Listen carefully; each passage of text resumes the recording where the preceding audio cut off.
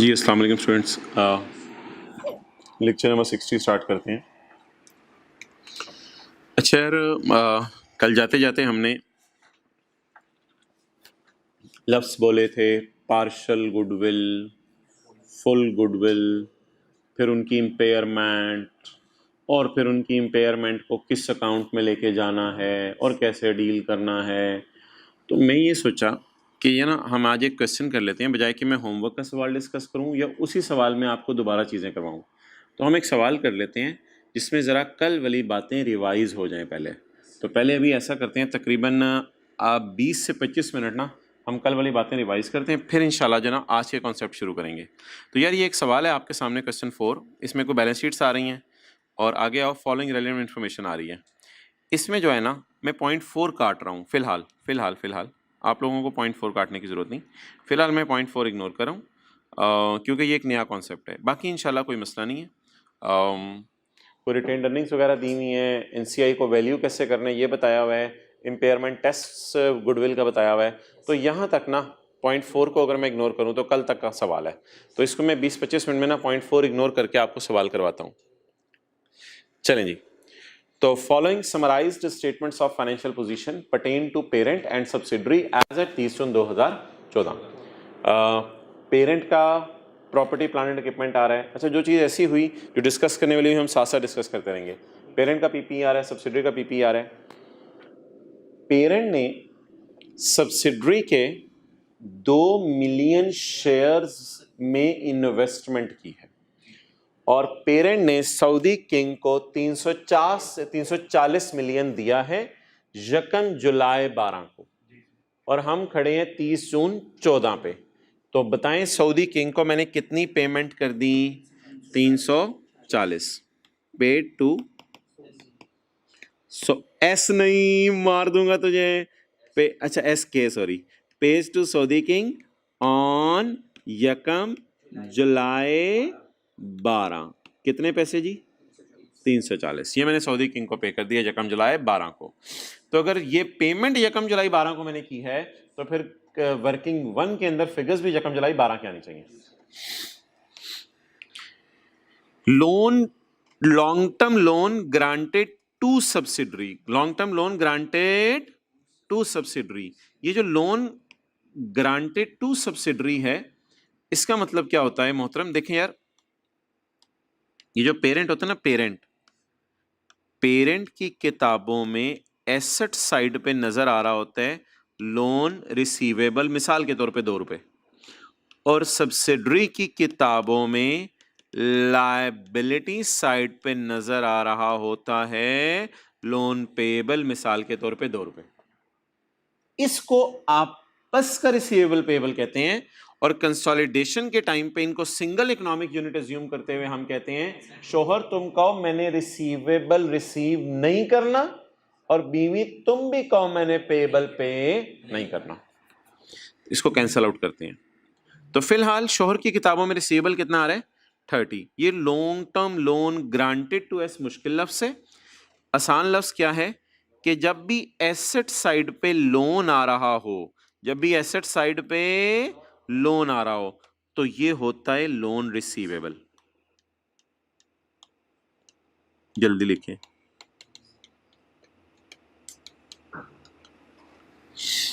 This 30 is called as loan receivable. ये 30 है loan receivable. किसके बुक्स में? पेरेंट की बुक्स में। शोहर क्या कह रहा है? बीवी मैंने तुमसे कितना उधार लेना है? 30 का। करंट एसेट्स दोनों के आ रहे हैं 595 400, इक्विटी आ रही है 250, 600 425 250। यार कुछ कुछ कुछ कुछ कुछ कुछ तो बोलो। वर्किंग नंबर 3 और वर्किंग नंबर 2। अच्छा, ये सब्सिडरी ने कब कमाया है? 30 जून 14 तक इतना कमा चुकी है, लेकिन जब हमने बाय किया था इसे 30 जून 14 तक कितना कमा चुकी है? 250। 30 जून 14 आज है, आज तक 250 कमा चुकी है सब्सिडरी, लेकिन जिस वक्त हमने सब्सिडरी को बाय किया था तब तक कितना कमाया हुआ था? 140। क्लियर? अच्छा जी, यार ये लॉन्ग टर्म लोन्स आ रहे हैं, देखो जरा,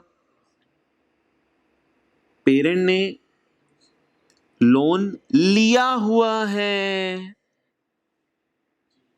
लोन लिया हुआ है, लायबिलिटीज। लेकिन यार ये लोन पेरेंट ने सब्सिडरी से नहीं लिया हुआ, मेरे चीते, सब्सिडरी से नहीं लिया हुआ। ये ना कह देना पेरेंट ने लोन सब्सिडरी से लिया हुआ है। पेरेंट का कोई अपना बैंक लोन होगा, पेरेंट का कोई अपना बैंक लोन होगा, सब्सिडरी से नहीं लिया हुआ। पेरेंट का कोई अपना बैंक लोन होगा, एमसीबी बैंक से लिया हुआ। इसको आपस की ट्रांजैक्शन नहीं कहना, ये 200 का एज इट इज सवाल में लिख के इंशाल्लाह फारिग करेंगे। पेरेंट का कोई लिखा करें, पेरेंट का अपना कोई बैंक लोन होगा। यार ये क्या है, ये क्या चक्कर है, ये थोड़ा सा जरा रोशनी डालो आप। शोहर कह रहे, पेरेंट कह रहे हैं मैंने तेरे से उधार लेना है वापस 30, बीवी कह रही है मैंने उधार वापस करने 72। एक्सेलेंट। कल जैसे इन्वेस्टमेंट्स में कोई और इन्वेस्टमेंट्स पड़ी हुई थी, आज जरा सोच के बताएं कि अगर पेरेंट कह रहा है कि मैंने सब्सिडरी से यानी बीवी से 30 रुपए उधार वापस लेना है, लोन रिसीवेबल डेटर एक ही टाइप की चीजें होती हैं, ये उधार वापस ले लें या पैसे ले लें, जो भी आप कहें से। तो शोहर कह रहा है मैंने बीवी से 30 रुपए उधार वापस लेने, बीवी कह रही है मैंने 72 वापस करना है। जरा सोच के बताएं इस 72 में से कितना शोहर को वापस करना है। बाकी क्या यूफोन को इजाजत है वैसे पेरेंट के अलावा किसी से लोन ले ले, कोई बी बैंक जाके, कोई एमसीबी जाके लोन किसी से ले ले? तो इसका मतलब है 72 में से इसने 30 का किसको पेएबल है?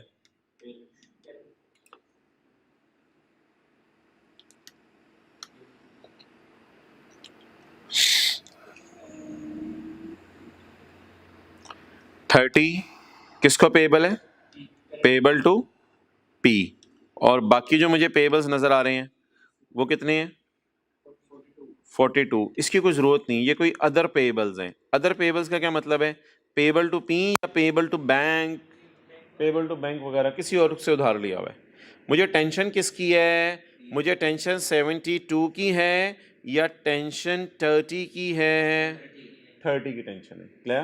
क्योंकि ये अगर मैं इनको सिंगल इकोनॉमिक यूनिट ट्रीट करूं और इन दोनों को कहूं तुम दोनों एक ही हो, तो फिर शोहर को अपनी किताबों में सेपरेट फाइनेंशियल स्टेटमेंट में 30 शो करता रहे, लेकिन कंसोलिडेशन के वक्त पेरेंट को ये रिसीवेबल शो नहीं करना चाहिए और सब्सिडरी को ये वाला 30 पेएबल के तौर पे शो नहीं करना चाहिए। और आगे करंट लायबिलिटीज आ रही है।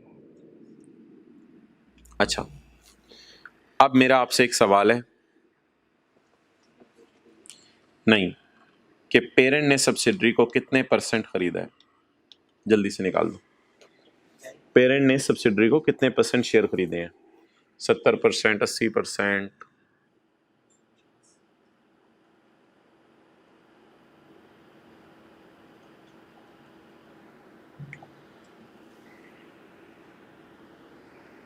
ओ मेरे भाई, वो कितने %?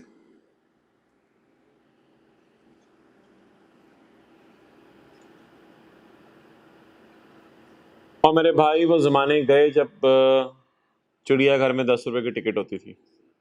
मैं मिसाल दे रहा हूँ, वो ज़माने गए जब चिड़ियाघर में 10 रुपए की टिकट होती थी। अब तो चिड़ियाघर में प्ले लैंड भी खुला हुआ है, बच्चों के जो है वो पता नहीं क्या क्या खेलने के सामान भी मौजूद हैं। अब चिड़ियाघर वालों ने भी 100 रुपए की टिकट कर दी हुई है। ऐसे मिसाल दे रहा हूँ, चिड़ियाघर वालों ने भी अब 100 रुपए की टिकट कर दी हुई है। तो मोहतरम शेयर क्या, अब ना जिन जिन बातों को मैं स्काई ब्लू कर रहा हूँ ना, वो बातें ज़रा देखना।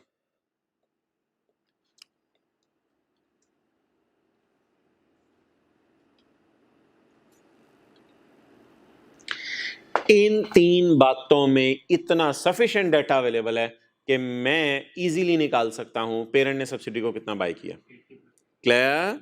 इन 3 बातों में सफिशिएंट डाटा अवेलेबल है। शायद आपको कल की क्लास याद हो, मैंने कहा था कि एक छोटा सा सवाल आपको मैंने बना के दिया था। मैंने कहा था कि इन्वेस्टमेंट्स नजर आ रही होती हैं और ऊपर बताया होता है कितने शेयर खरीदे हैं आपने, और इधर शेयर कैपिटल आपने सब्सिडरी का देखना होता है।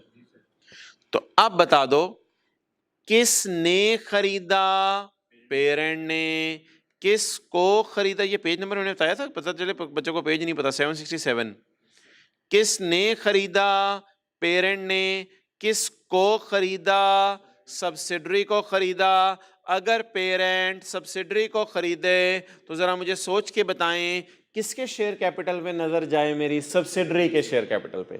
250 मिलियन को इग्नोर करें, बस 250 काफी है। 250 को अगर मैं डिवाइड करूं 100 पर, 10 रुपए की टिकट है या 100 रुपए की, 100 रुपए की, तो 250 मिलियन 250 अगर किसी ने सरमाया इकट्ठा किया हुआ है तो 250 सरमाए के बदले हर बंदा घर से 100 रुपया लाया, तो बताएं इस कंपनी के टोटल शेयर्स कितने होंगे। बोलो 250 divide by 100, 2.5 million are the, बोले बोले बोले, total shares of my dear subsidiary. What are the total shares of Ufone जिस वक्त मैं उसे बाय करने आया था? 2.5।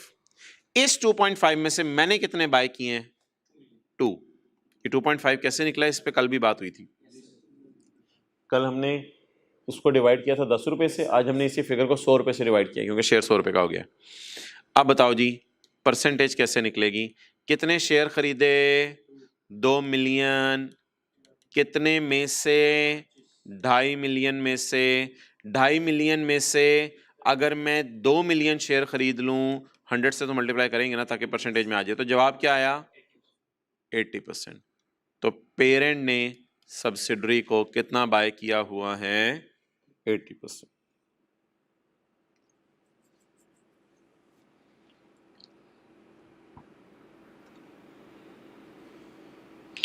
और यही काम कल किया था, देखो इधर क्वेश्चन नंबर 1 पेज नंबर 765। 765 पे देखो शेयर कैपिटल कितना था? 28,000। 28,000 को डिवाइड किया था 10 रुपए से। इसमें ऊपर ना देखा करो रुपीज इन मिलियन थाउजेंड, उसकी टेंशन नहीं होती, बस इसी को पकड़ लिया करो। 28,000 डिवाइड बाय 10, 2800 शेयर्स। 2800 शेयर्स में से हमने कितने बाय किए थे? 2100। तो आज भी वही काम किया है।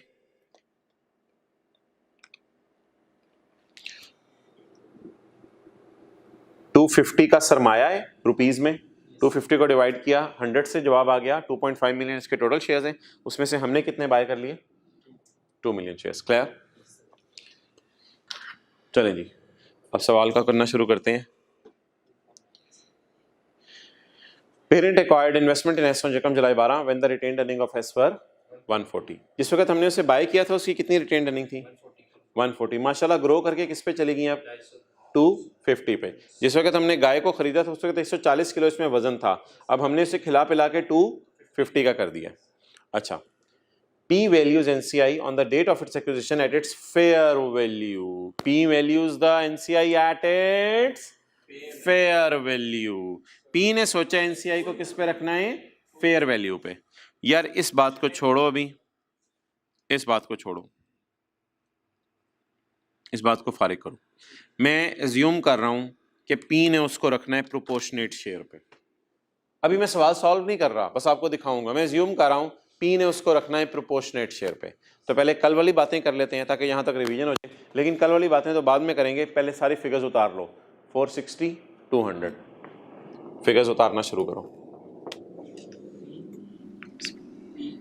P consolidated statement of financial position as on 30 June 14। चलें जी स्टार्ट करें। सबसे पहले जी प्रॉपर्टी प्लांट एंड इक्विपमेंट आप कहाँ आ रहा है? कितना? इधर लिखा करें ऊपर एसेट्स जी, कितना? 460 प्लस 200। नहीं अभी टोटल नहीं करना। इन्वेस्टमेंट सऊदी किंग को हमने कितनी प्राइस पे की है? 340।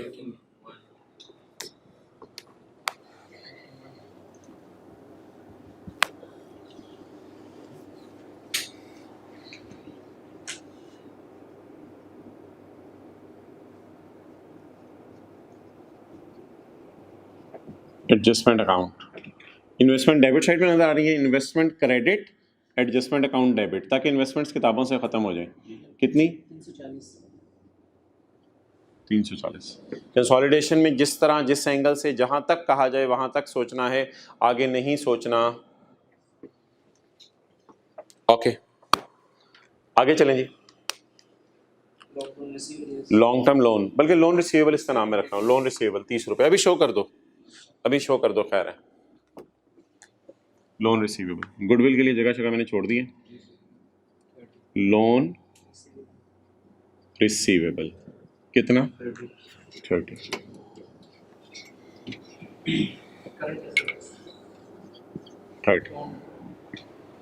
पहले ना सवाल की फिगर्स उतार लें। 4 फिगर्स मुझे नजर आई हैं, 1 2 3 4, 4 मैंने उतार ली हैं। Current asset 595 400।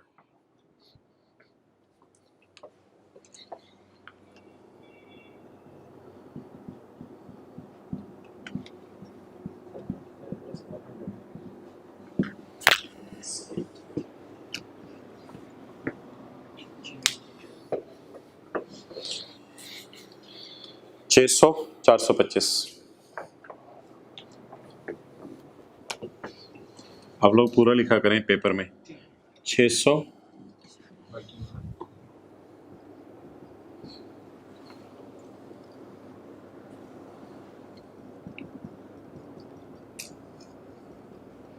पेरेंट की रिटर्न अर्निंग कितनी? 425।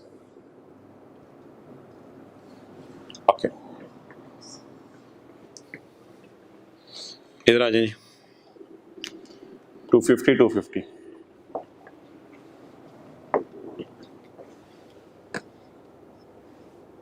शेयर कैपिटल असल में ओवर द ईयर्स चेंज नहीं होता। जिसे हमने उसे बाय किया था उस दिन भी इसका शेयर कैपिटल 250 ही होगा। Working two. अच्छा जी, रिटेन अर्निंग जो है ना, यहाँ पे मैं इसलिए नहीं लिख सकता कि मैंने इसको बाय किया है सब्सिडरी को 1 जुलाई 12 को, और मुझे रिटेन अर्निंग गिवन है 30 जून 14 की। इसलिए गुडविल 30 जून 14 को नहीं निकली, बल्कि 1 जुलाई 12 को निकली होगी। इसलिए सब्सिडरी रिटेन अर्निंग जी कितनी आ गई? 240 50 250। चलो आगे। लॉन्ग टर्म लोन, अभी यार छोड़ो परे, अभी 200 और 72 ही लिखवा दो एज इट इज सवाल में। 200 और 72।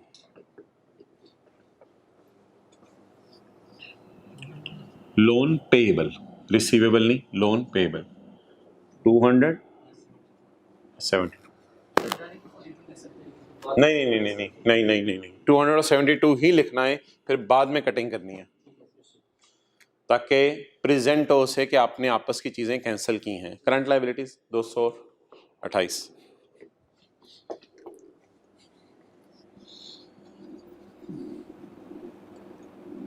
करंट लायबिलिटीज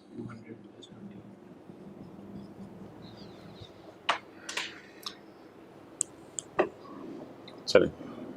सवाल में 1 2 3 4 5 6 7 8 9 10 11 12 13 14 14 फिगर्स नजर आ रही थी। 14 की 14 हमने उतार ली है।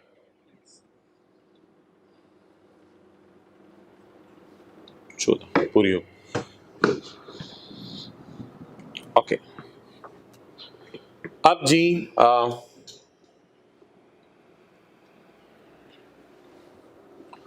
सवाल के अंदर मैं पढ़ता हूँ अगली एडजस्टमेंट क्या है। P acquired investment in S 2 साल पहले, जिसकी रिटेन अर्निंग कितनी थी? 140।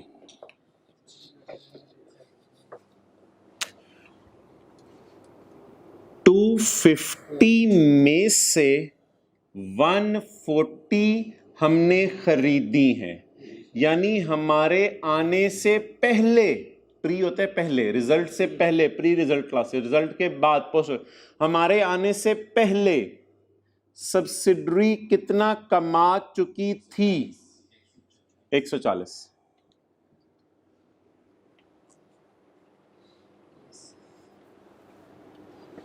ओके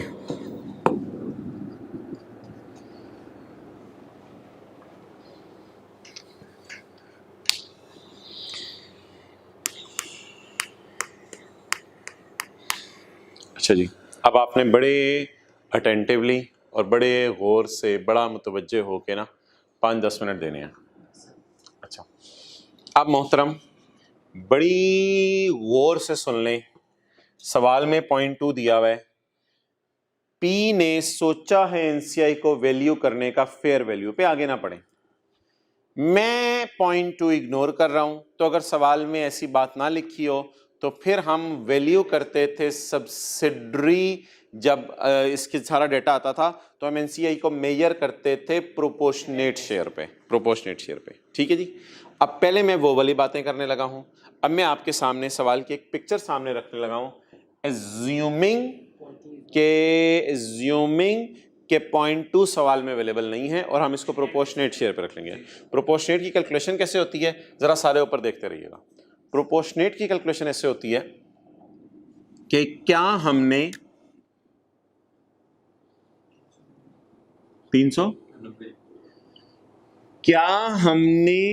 390 वाली चीज 340 में खरीदी, या हमने 390 वाली चीज का 20% नहीं खरीदा?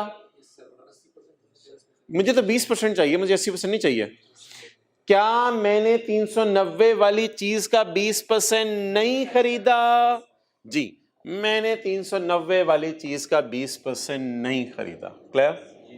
390 वाली चीज का। अच्छा, अब यहां से ऑनवर्ड्स रजिस्टर पे आपने नोट नहीं करना, क्योंकि मैं तो सवाल ही कोई और कर रहा हूं। तो 390 वाली चीज का आपने 20% नहीं खरीदा। इस बात का क्या मतलब है कि आपने एनसीआई को प्रोपोर्शनेट हिस्सा उसका दे दें, बेचारे इमरान खान को इक्विटी का प्रोपोर्शनेट हिस्सा उसको दे दें, ताकि वो भी सेटिस्फाइड हो जाए। मैं सवाल की रिक्वायरमेंट्स फॉलो नहीं कर रहा, मैं एनसीआई को फर्ज कर रहा हूं प्रोपोर्शनेट बेस पे रखना है। 390 का 20% हमारा नहीं है, 78। ये 78 पेएबल किसको है? Imran Khan. Payable to NCI. Working number 1 कितना? 78। अब रजिस्टर पे नोट नहीं करना, आपने तस्वीर ले लीजिएगा, रजिस्टर पे नोट नहीं करना। नंबर 1 पहली बात ये होगी। दूसरी बात, गुडविल निकाल लें, साथ ही लगे हाथों गुडविल निकाल लें।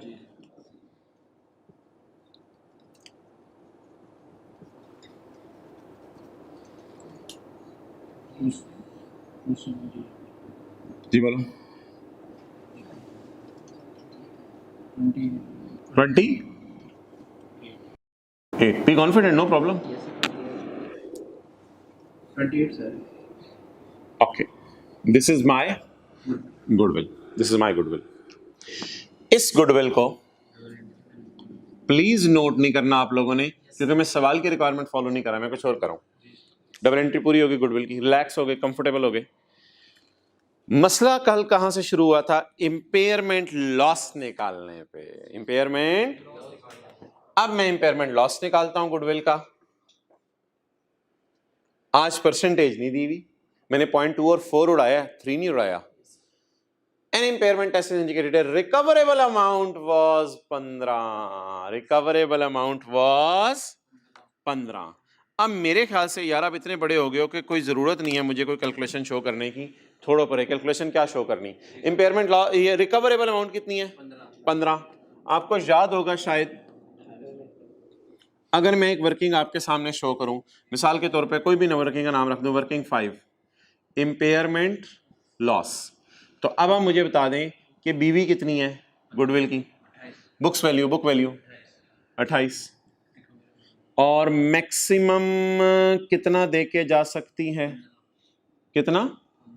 15। तो साइन वगैरह के चक्कर में ना पड़े, डालने साइन। क्या जवाब आ गया? 13 का क्या आ गया? Impairment loss. परसेंटेज दिए आज या डिफरेंट तरीके से किया है? पहली क्लास में हमने ऐसा किया था इंटेंजिबल्स की, बल्कि क्लासेस जब शुरू हुई थी पहली क्लास में हमने पढ़ा था कि इंपेयरमेंट लॉस होते हैं बुक वैल्यू और रिकवरेबल अमाउंट का डिफरेंस। इंपेयरमेंट लॉस की एंट्री, इंपेयरमेंट लॉस की जो एंट्री है मोहतरम, वो कल मैंने आपको बताई थी। इंपेयरमेंट लॉस की general entry, impairment loss expense debit और गुडविल क्रेडिट। कितनी आ रही है? 13।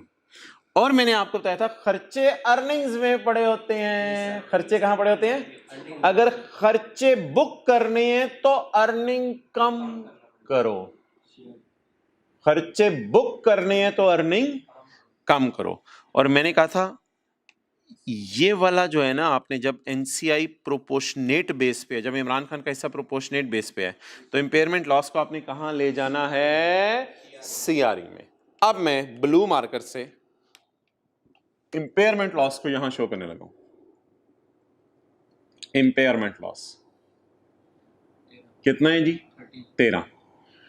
खर्चा या अर्निंग डेबिट, अर्निंग कम क्यों कर दूं? अर्निंग कम क्यों कर दूं?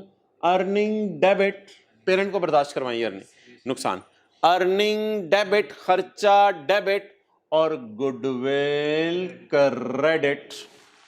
खर्चा डेबिट और गुडविल। शुक्र है प्रोपोर्शनेट शेयर की डिस्कशन हमारी खत्म हुई जब एनसीआई को प्रोपोर्शनेट पे रखा जाता है। ये हमारी डिस्कशन खत्म हुई। क्या करते हैं? 390 को पकड़ते हैं, इसके ऊपर परसेंटेज लगाते हैं। इमरान खान को पेएबल कितना है? 78। फिर हम क्या करते हैं? अपनी गुडविल निकालते हैं, गुडविल को बैलेंस शीट के फेस पे शो करते हैं, और अगर इंपेयर हो जाए तो इंपेयरमेंट लॉस किसको बर्दाश्त करवाएं? पेरेंट को। अब जी इंपेयरमेंट लॉस पेरेंट को क्यों बर्दाश्त करवाना है, इसके ऊपर थोड़ी सी मैंने बहस की थी जाते जाते, वो जरा सुन लें। वो क्या बहस थी? वो ये बहस थी कि मोहतरम ये जो 28 थी ना, ये थी पार्शल गुडविल। सर ये पार्शल गुडविल क्या होता है? सर ये तो हमें समझ नहीं आया लफ्ज़ पार्शल गुडविल क्या होता है। हाँ बिल्कुल आपको समझ नहीं आया, कोई मसला नहीं, रिलैक्स हो जाए। पार्शल गुडविल क्या होती है मोहतरम? असल में ना 390 में से 80% की प्राइस लगाई है पीटीसीएल ने 340। 390 में से 80% की प्राइस लगाई है, और जो 390 का 20% है उसकी किसी ने प्राइस नहीं लगाई अभी। आई रिपीट 390 का 20% 78 हो गया, और 390 के 80%, 390, अगर 390 इधर बुक वैल्यू है ना, इसको ना इक्विटी की बुक वैल्यू कहते हैं, इक्विटी की बुक वैल्यू कहते हैं। तो ये इक्विटी है, इक्विटी है, इसका नेट एसेट्स भी नाम हमने रखा था, इक्विटी है। इक्विटी 390 में से 80% कितने की बिक गई? इसलिए तो गुडविल आ रही थी। लेकिन 390 में से 20% कितने की बिक सकती है, ये नहीं मैंने लिखा। मैंने कहा 390 में से 20% इतनी है, बस। अब ये 390 सब्सिडरी की वर्थ है, उसकी उसमें 80% की प्राइस हमने ये लगाई।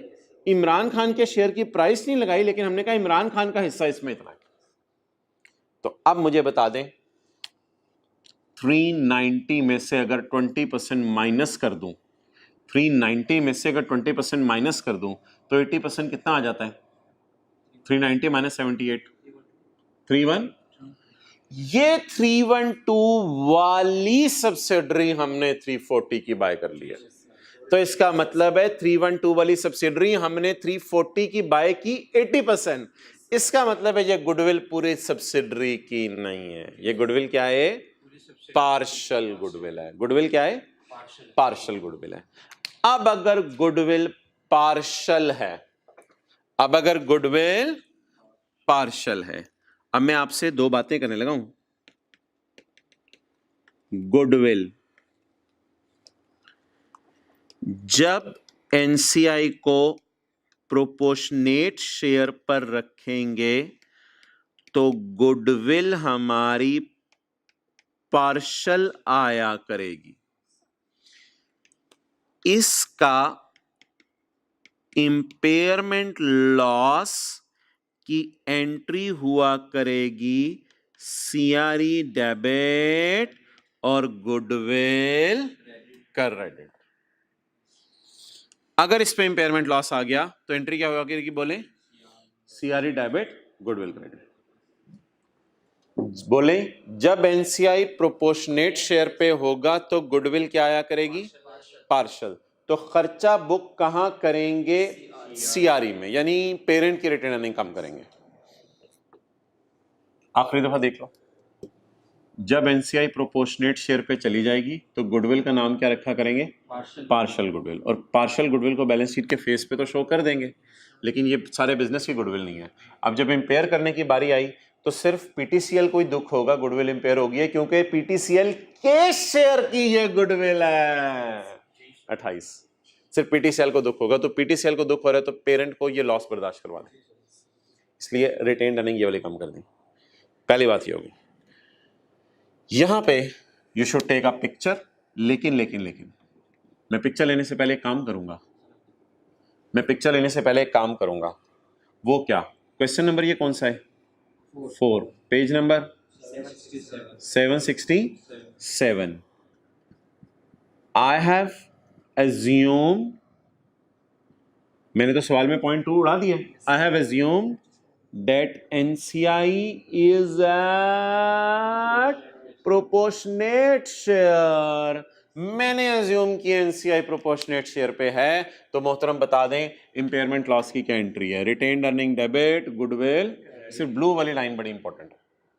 अब आप इसकी तस्वीर खींच लें, एज्यूमिंग के एनसीआई प्रोपोर्शनेट पे।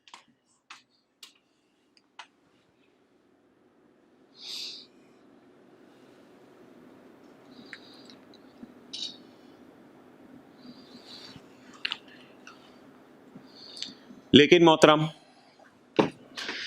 ऐसा भी तो हो सकता है कि सवाल कह दे एनसीआई किस पे है? फेयर वैल्यू पे।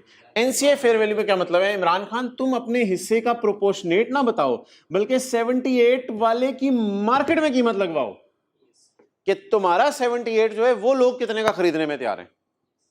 अगर कोई और आ जाए बंदा, मिसाल के तौर पे नेस्ले वाले इमरान खान के पास पहुंच जाए कि यार इमरान खान अपना हिस्सा भी बेच दे, तो इमरान खान 78 वाला हिस्सा तो कितने में बेचेगा?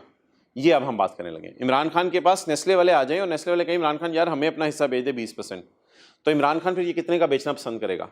That is called as NCI की फेयर वैल्यू। यानी एनसीआई की फेयर वैल्यू का उर्दू में मतलब है इमरान खान के सब्सिडरी के हिस्से की फेयर वैल्यू। ओके, अच्छा, इसके लिए अब आपने बड़ा अटेंटिवली देखना है। मैं डस्टर इस्तेमाल करने लगा हूं, देखो इधर, ये मिटा दूं क्योंकि अब मैंने ये जम्पशन नहीं लेनी। अब मैं वहां आने लगा हूं जहां पे आप लोगों का सवाल मैंने कहा था छोड़ दें लिखना। अच्छा, एनसीआई का प्रोपोर्शनेट शेयर पे तो नहीं लेके जाना ना अब, तो फिर गुडविल भी तो डिफरेंट सी आएगी, और अगली बात, अगर गुडविल डिफरेंट सी आएगी तो इधर से उड़ी तो गुडविल इधर से भी उड़ गई, फिर इंपेयरमेंट लॉस की वर्किंग की फिगर्स भी उड़ा दूं और ये 78 भी उड़ा दूं क्योंकि ये तो प्रोपोर्शनेट आ रहा था, तो और गुडविल का इंपेयरमेंट लॉस भी उड़ा दूं। तो मैंने क्या क्या उड़ाया? देखना इधर, देखना हाथों का इशारा। एनसीआई का प्रोपोर्शनेट शेयर 2 जगह आ रहा था, उड़ा दिया। गुडविल निकली थी, उड़ा दी, फारिग कर दी। इंपेयरमेंट लॉस आया था, उड़ा दिया। रिपीट कराओ मेरे साथ। क्या मैंने उड़ाया? एनसीआई का प्रोपोर्शनेट हिस्सा। फिर मैंने क्या उड़ा दी? गुडविल आई जो मेरी, वो उड़ा दी। फिर मैंने क्या उड़ा दिया? इंपेयरमेंट लॉस ऑन गुडविल मैंने उड़ा दिया। अब मेरा सवाल वहीं पे आके खड़ा हो गया जहां पे आप लोगों के साथ मैं पहले था। अब मैं सवाल की तरफ देखें चलने लगा हूं आहिस्ता कदमों से। अब मैं सवाल की तरफ चलने लगा हूं और मैं सवाल की तरफ जाके देखता हूं कि अगर एनसीआई, ये नोट करने का टाइम दे दूंगा मैं, अगर एनसीआई, तो हम पेपर में कैसे टैकल करेंगे? पॉइंट 4 तो आज इंशाल्लाह नया पॉइंट है, वो हमने फ्रेश माइंड के साथ करना है। पॉइंट 2 फारिग कर दें। फारिग करने का मतलब है इसको सॉल्व करके ओवर करें। पी ने सोचा है कि वैल्यू करेगा एनसीआई को 1 जुलाई 12 को एट इट्स फेयर वैल्यू। कल जो सवाल था ना क्वेश्चन वन, उसमें हमने प्रोपोर्शनेट शेयर पे रखा था और क्वेश्चन 2 में हमने इसको फेयर वैल्यू पे रखा था और एनसीआई की फेयर वैल्यू कल गिवन थी। ओहो, एनसीआई की फेयर वैल्यू आज गिवन नहीं है। एनसीआई कौन है यार? इमरान खान। इमरान खान के पास किसके शेयर हैं? सब्सिडरी के। सब्सिडरी का एक शेयर इस वक्त बाजार में 170 रुपए का है एक्विजिशन रेट पे। एक्विजिशन रेट पे बाजार में 170 का। अगर इमरान खान अपने शेयर बेचना चाहे तो 170 रुपए के एतबार से शेयर बेच सकता है। एनसीआई की फेयर वैल्यू यही तो होती है, लेकिन ये पर शेयर है।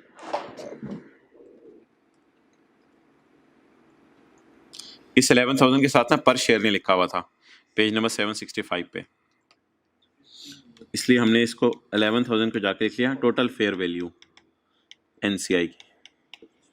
ये मैंने लिख लिया पेज 765 पे टोटल फेयर वैल्यू एनसीआई की। लेकिन मुझे अभी किसकी चाहिए? हमारे वाले सवाल में एनसीआई की फेयर वैल्यू चाहिए। उसके लिए मैं आपसे एक डिस्कशन करता हूं।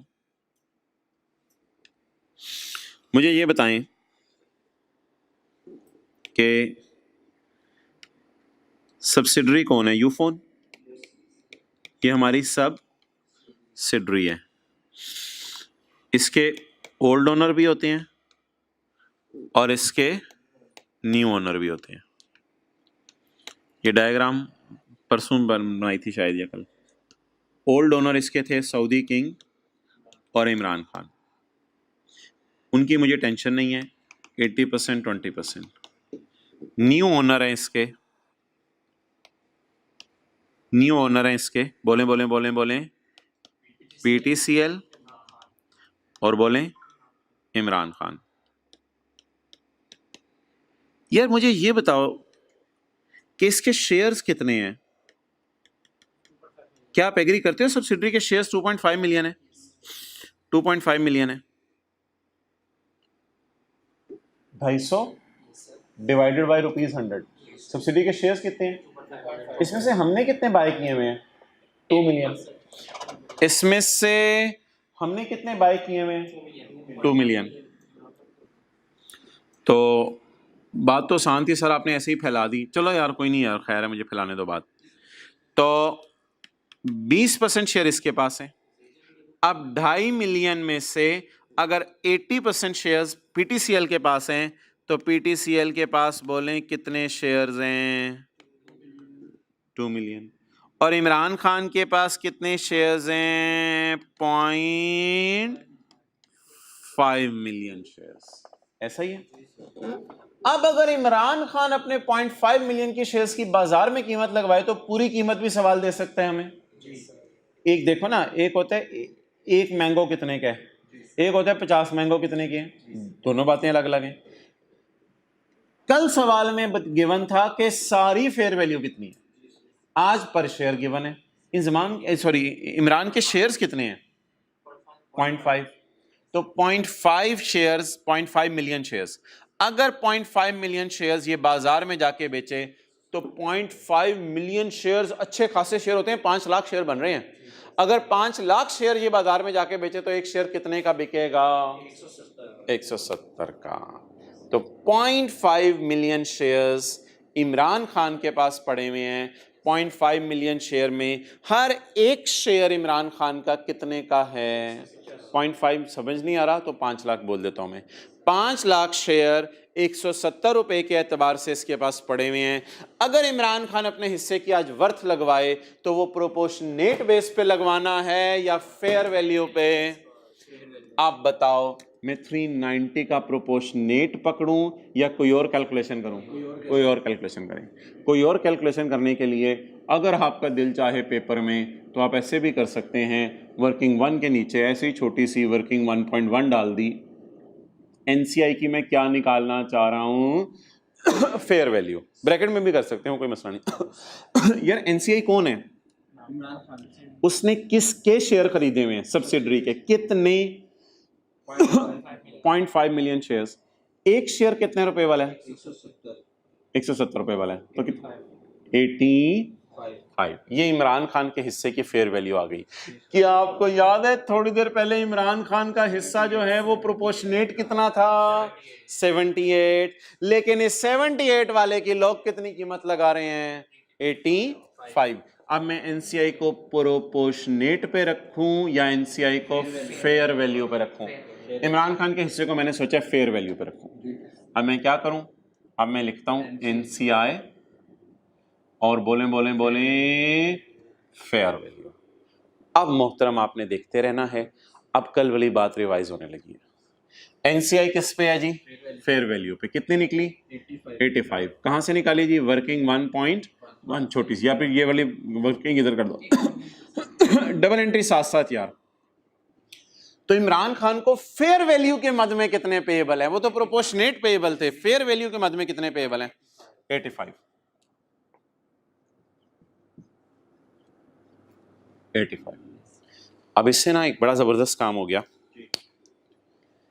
390 का 80% हमने खरीद लिया है, तो ये भी फेयर वैल्यू ऑलमोस्ट वही बात आ गई। और 390 का 20% इमरान खान बेच सकता है, तो 390 का 80% हमने खरीद लिया है और 390 का 20% कोई और आ जाके खरीद सकता है। ये बिका नहीं है, लेकिन ऑब्वियसली अब चीजें फेयर वैल्यूज पे आ गई, तो इसका मतलब है अब जो गुडविल आएगी मेरे ख्याल से ना, देखो पहले इधर 78 आ रहा था, तो गुडविल जरा थोड़ी आ रही थी, गुडविल थोड़ी आ रही थी। अब इसकी शेयर की भी प्राइस लग रही है, तो अब गुडविल जरा ज्यादा आएगी, और ये सही गुडविल होगी, ट्रू गुडविल होगी, 100% बिजनेस की गुडविल होगी। खाली ये उस वाले की गुडविल नहीं होगी, खाली इस वाले की गुडविल नहीं होगी, दोनों की गुडविल होगी। गुडविल बैलेंसिंग थोड़ी सी शूट अप कर गई है, गुडविल 28 से 35 पे चली गई है। बहरहाल हमें से कंसर्न 28 थी पहले, 35 पे चली गई। अब इस 35 की डबल एंट्री साथ साथ करा दो, जैसे आपने माशाल्लाह 85 की डबल एंट्री कराई है, 35 की डबल एंट्री करा दो। हाँ एक्सेलेंट, 35 को गुडविल में शो कर दो। ठीक है जी, अब किसकी वर्किंग करनी है, इम्पेयरमेंट लॉस की। इम्पेयरमेंट लॉस की वर्किंग करनी है हमने, इम्पेयरमेंट लॉस की वर्किंग करवाएं जी। इम्पेयरमेंट लॉस बुक वैल्यू कितनी है, 35, और रिकवरेबल अमाउंट 15। तो 35 वाली चीज अगर 15 दे के जा रही है तो कितना नुकसान हो गया हमारा, बोलें 15 का कैसे नुकसान हुआ है, 20 का नुकसान हुआ है। तो 35 वाली चीज अगर 15 दे के चली जाए तो फिर कितना नुकसान हुआ है, 20 का नुकसान हुआ। It is my impairment loss. यार ये अब बता दो, जो मेरी वो थी क्या कहते हैं गुडविल, ये गुडविल जो थी मेरी, क्या पूरी गुडविल थी, अब पूरी गुडविल है, या अब गुडविल सिर्फ 80% वाले हिस्से की थी, अब पूरी गुडविल है। इस गुडविल के साथ इसलिए मैं नाम रख सकता हूं, जैसे ही आया करेगा ना यहाँ फेयर वैल्यू, तो यहाँ मैं पेपर में तो नहीं लिखना होता, ये ऐसे ही नाम रख दूंगा इधर, फुल गुडविल, यानी पूरे बिजनेस की गुडविल आ गई है। अब बता दो अगर पूरे बिजनेस की गुडविल गिरे तो क्या नए ओनर परेशान हो जाएंगे? अगर पूरे बिजनेस की गुडविल गिरे तो नए ओनर परेशान हो जाएंगे, पूरे बिजनेस की गुडविल गिर जाए तो नए ओनर परेशान हो जाएंगे, ये पेरेंट भी परेशान हो जाएगा और इमरान खान यानी एनसीआई भी परेशान हो जाएगा कि सब्सिडरी का क्या बना बेचारी का। ठीक है, अब मैं ये चाहता हूं कि ये जो नुकसान हुआ है सब्सिडरी की गुडविल गिरने का, ये दोनों लोग शेयर करें। अब मुझे कोई तरीका बताओ, कोई आइडिया दो, कोई सजेशन दो। मैं चाह रहा हूं कि जो नुकसान आया है 20 रुपए का, ये दोनों को शेयर कर दूं। मोहतरम, इस नुकसान को शेयर करने का तरीका ये है, कोई ऐसी वर्किंग ढूंढें जहां दोनों को नुकसान शेयर हो सके। कुछ बच्चे क्लास में बैठे हुए कहते थे, बात वो भी सही करते थे, कुछ बच्चे क्लास में बैठे हुए कहते थे सर नुकसान को ना इन दोनों में शेयर कर दें डेबिट साइड पे। ना ना ना ना ना, इन दोनों में डेबिट साइड पे शेयर करने की जरूरत नहीं है। आप क्या करें, आप इस अकाउंट से रूट करा दें नुकसान को बुक करें यहां पर इसका फायदा क्या होगा, जब आप नुकसान बुक करेंगे यहां पर ना, जब आप एसआरई को कम करेंगे तो जो बैलेंसिंग फिगर जो दोनों में तकसीम होकर जा रही होगी ना, तो उसमें ये नुकसान रिकॉर्ड हो चुका होगा। तो अब मैं ये चाहता हूं, मैं इस नुकसान को, तकरीबन कुछ 40 मिनट हो गए, कल वाले लगे हुए हैं, चले खैर है, मैं ये चाहता हूं मैं इस नुकसान को दोनों में क्या कर दूं, तकसीम कर दूं। दोनों में तकसीम करने का तरीका ये है, कोई ऐसा अकाउंट ढूंढें जिसमें नुकसान दोनों में या फायदा दोनों में तकसीम होता हो, वो ऐसा ही अकाउंट है, आपको पता है। तो इसलिए अब मैं ये ब्लू मार्कर से लिख रहा हूं, जो मैंने थोड़ी देर पहले भी ब्लू मार्कर से लिखा था, क्योंकि फुल गुडविल पड़ी है इसलिए अच्छा, काम बड़ा आसान है यार, लॉजिक शॉजिक देने में आपको पता टाइम लग गया, काम बड़ा आसान है। इम्पेयरमेंट लॉस 20, बोलो। खर्चा डेबिट, खर्चा डेबिट और गुडविल क्रेडिट, गुडविल क्रेडिट। अच्छा, जनरल एंट्री लिख लो इस वर्किंग 5 में ही, एसआरई डेबिट या सीआरई डेबिट, एसआरई डेबिट और गुडविल क्रेडिट। रीजन क्या है, बिकॉज एनसीआई भी फेयर वैल्यू पे आ रही है, तो इसलिए उसकी गुडविल भी इंपेयर होगी। अब आपने बिल्कुल टेंशन नहीं लेनी और आपने बिल्कुल रिलैक्स लेना है। क्या होगा, थोड़ी देर बाद जब मैं ये अकाउंट ना क्लोज करूंगा, तो ये जो नुकसान होगा ये सीआरई में और एनसीआई में तकसीम हो जाएगा। फायदा कितना पड़ा हुआ है, 250। इसमें से ये वाली दोनों चीज़ें माइनस करेंगे, या 250 में से ये नुकसान माइनस करेंगे, तो 250 में से नुकसान माइनस करेंगे, जो भी बच जाएगा इनको दोनों में तकसीम करेंगे। लेकिन अभी तकसीम वगैरह छोड़ें, अभी यहाँ पे खड़े होके मैं ये चाहता हूँ कि मैं अगली एडजस्टमेंट सवाल की पढ़ लूँ।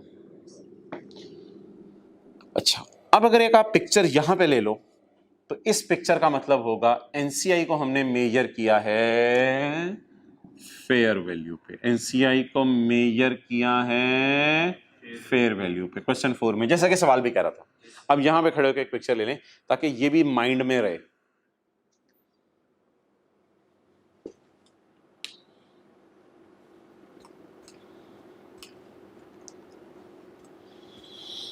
अब लॉजिक्स भी समझ आ गई, वो भी समझ आ गया। कल वाली क्लास में इसमें जाते जाते थे ना, शायद जाते जाते बंदे का फ्रेश माइंड नहीं होता। अब जरा बातें समझ आ गई हैं। अच्छा, अगर एनसीआई इधर प्रोपोर्शनेट शेयर पे हुआ करेगी तो आपने इंपेयरमेंट लॉस को यहाँ फेंका करना है। बस अब एक्शंस याद कर लें, एनसीआई प्रोपोर्शनेट शेयर पे होगी तो इंपेयरमेंट लॉस को यहाँ फेंकना है, अगर एनसीआई फेयर वैल्यू पे है तो इंपेयरमेंट लॉस को यहाँ फेंकना है। लेकिन आप वो डायग्राम पूरी कर लें।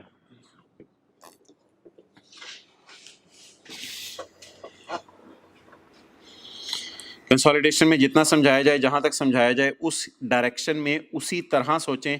अगर इधर उधर जाएंगे तो मोहतरम अपना भी टाइम ज़ाया करेंगे, मेरा भी टाइम ज़ाया करेंगे, बहुत नुकसान हो सकता है आपका। अच्छा, अगर एनसीआई फेयर वैल्यू पे आ गई है तो देखो इधर, अगर एनसीआई भी फेयर वैल्यू पे आ गई है, पेरेंट ने भी कोई फेयर वैल्यू पे लड़ लड़ के प्राइस तय करवा लिया है, तो फिर गुडविल भी पूरे बिजनेस की आ गई है। तो अगर एनसीआई फेयर वैल्यू पे आ गई है तो फिर गुडविल कौन सी है जी, फुल।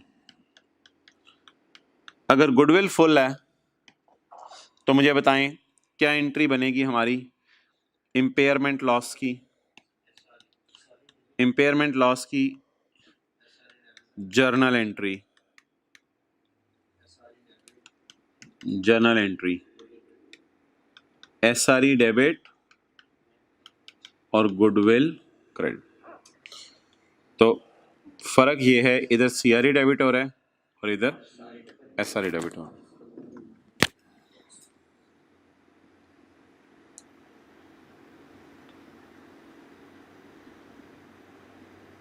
चलेंगे आगे। अब यार हमारे सवाल में अगली एडजस्टमेंट है, उसको हमने नहीं पढ़ना, बल्कि एक नया कॉन्सेप्ट है वो हमने देखना है।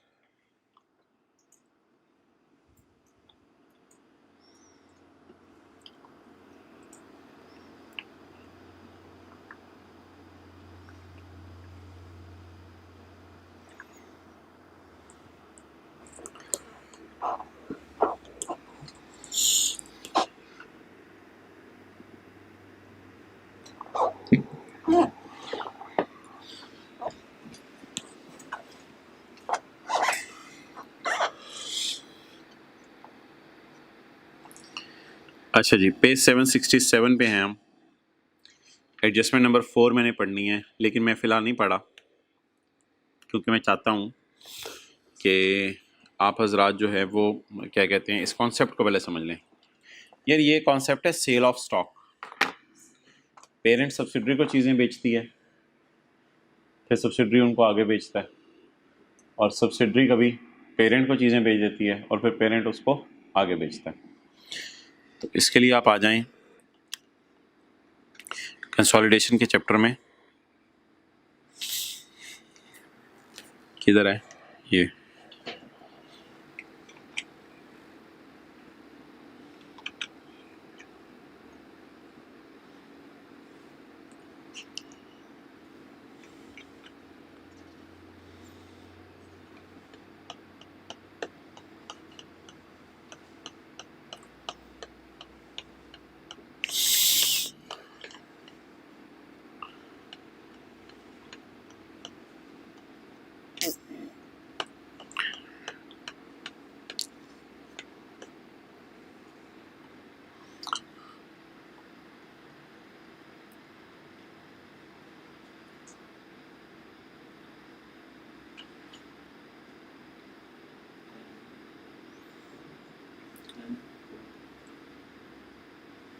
जी 475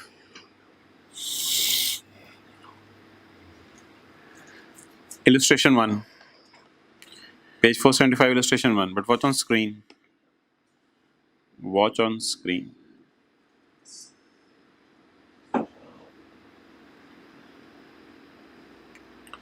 अच्छा, वैसे तो कॉन्सेप्ट आसान सा है, इसकी एक हल्की सी लॉजिक वैसे भी दी जा सकती है, लेकिन मैं ज़रा डिटेल में इसके ऊपर बात करना चाह रहा हूँ, इसलिए ज़रा आपने अटेंटिव रहना है। और बातें बड़ी आसान सी हैं, समझने आपने इंट्रो FR1 की क्लास वाली जैसे बातें हो रही हैं। आपको पता है जी प्रॉफिट एंड लॉस का फॉर्मेट क्या होता है? सेल, कॉस्ट ऑफ सेल, फिर आपका ओपनिंग स्टॉक आता है, फिर परचेजेज आती हैं, और फिर आपका क्लोजिंग स्टॉक आता है। अच्छा, अगर एक दुकानदार वो कहता है यार मैंने 180 रुपये का आइसक्रीम का बड़ा डब्बा खरीदा है और मैंने ग्राहक को 200 रुपये का बेच दिया, तो क्लोजिंग स्टॉक में फिर ये डब्बा पड़ा हुआ है नहीं पड़ा हुआ? नहीं पड़ा हुआ। एक्सलेंट। आई रिपीट, एक दुकानदार है, वो कहता है कि जी मैंने 180 रुपये का आइसक्रीम का डब्बा खरीदा है और ग्राहक मेरे पास आया था, उसको 200 रुपये का मैंने बेच दिया। तो परचेज डेबिट कैश क्रेडिट 180 रुपये। और देखिए ना, आप दुकानदार हैं, आपने दुकान खोली, दुकान खोल के आपने क्या किया? आपने कहा यार मैंने कोई कारोबार नहीं करना, मैं बस एक आइसक्रीम का डब्बा ज़रा मंगवा के चेक करता हूँ बिकता है या नहीं। तो आपने दुकान खोल ली। दुकान क्या खोली आपने? आपने ऐसे ही सामने कपड़ा डाल दिया और कपड़ा डाल के जो है छोटा सा फ्रीज़र साथ रख के बैठ गए। आपने फ्रीज़र के अंदर एक आइसक्रीम का डब्बा रखा और आप महल्ले के अंदर आवाज़ लगाना शुरू कर दी, मैं आइसक्रीम बेचता हूँ। एक डब्बा आपने खरीदा जाके वॉल्स वालों से, जिस मर्जी से कंपनी से जाके, मैन्युफैक्चरिंग कंपनी के अंदर जाके आपने डब्बा खरीदा, आपने एंट्री की परचेज डेबिट कैश क्रेडिट 180 रुपये। ग्राहक आया, उसने आपको पैसे दिए, आपने एंट्री की कैश डेबिट सेल क्रेडिट 200 रुपये। आप बता दें, अगर फ्रीज़र के अंदर आप नज़र मारेंगे तो ये स्टॉक में पड़ा हुआ है, तो ओपनिंग स्टॉक तो आपका था ही नहीं क्योंकि पहला साल है बिजनेस का। तो मुझे बता दें जी, कॉस्ट ऑफ सेल कितनी आ गई मेरे बिजनेस की? 180। और मैंने कितना ग्रॉस प्रॉफिट कमा लिया? 20 का। ये तो एक नॉर्मल ट्रेडर की मैंने बात की थी। सब्सिडरी ने परचेज किए हैं गुड्स कॉस्टिंग ₹10। मैं ना सब्सिडरी की बुक्स पहले बना रहा हूँ, फिर मैं बना रहा हूँ पेरेंट की। सब्सिडरी ने परचेज कितने की गुड्स की हैं? 10 की। यहाँ लिख दो 10। सब्सिडरी ने 10 रुपए का बिस्किट, फर्ज करें बीवी ने 10 रुपए का बिस्किट बाहर के मुल्क से इंपोर्ट किया, 10 रुपए का बिस्किट सब्सिडरी ने परचेज किया एंड सोल्ड टू पेरेंट। जी हाँ जी, पॉज करो। तो सब्सिडी ने परचेज किए हैं कोई चीज, गुड्स, बिस्किट वगैरह, costing ₹10 and sold to the parent for ₹12। और पेरेंट को कितने के बेच दिए बोलो? 12 के। तो 10 रुपए के बिस्किट खरीदे सब्सिडरी ने, पेरेंट को कितने के बेच दिए? 12 रुपए के। कोई ऐसे कॉम्प्लिकेशन ना, ऐसे माइंड में कुछ सोच लिया है। सब्सिडरी ने यूफोन ने को बिस्किट मंगवाए, और बिस्किट मंगवाए 10 रुपए के। यूफोन ने 10 रुपए के बिस्किट मंगवा के कहा पीटीसीएल यार बिस्किट बेचने का कारोबार करना है। पीटीसीएल ने कहा करना तो कोई नहीं, ट्राई कर लेते हैं। तो यूफोन ने बिस्किट मंगवाए बाहर के मुल्क से 10 रुपए के और पीटीसीएल को बेच दिए 12 रुपए के। तो बता दें जी यूफोन की सेल कितनी है? 12। Sold to parent for 12। मुझे सोच के बताओ पेरेंट अपनी परचेज में नहीं डालेगा ये 12? सोचो सोचो सोचो, पेरेंट अपनी परचेज में नहीं डालेगा ये 12। अगर सब्सिडरी की सेल है तो पेरेंट की परचेज भी तो है 12। डन। तो यहां तक लाइन पढ़ लो दोबारा। यूफोन ने 10 रुपए का बिस्किट खरीदा। रुक जाएं। यूफोन ने 10 रुपए का बिस्किट खरीदा। किससे खरीदा? बाहर के मुल्क से किसी बंदे से मंगवा लिया। 10 रुपए का बिस्किट खरीदा, परचेज, और बेच दिया पीटीसीएल को कितने रुपए का? 12 रुपए का। जब यूफोन ने पीटीसीएल को 12 रुपए का बिस्किट बेचा तो यूफोन की तो ये सेल हो गई और पीटीसीएल की ये अमाउंट परचेज हो गई।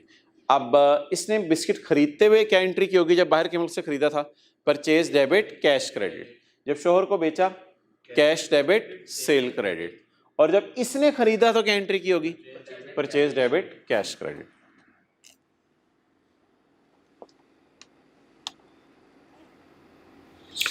अच्छा जी,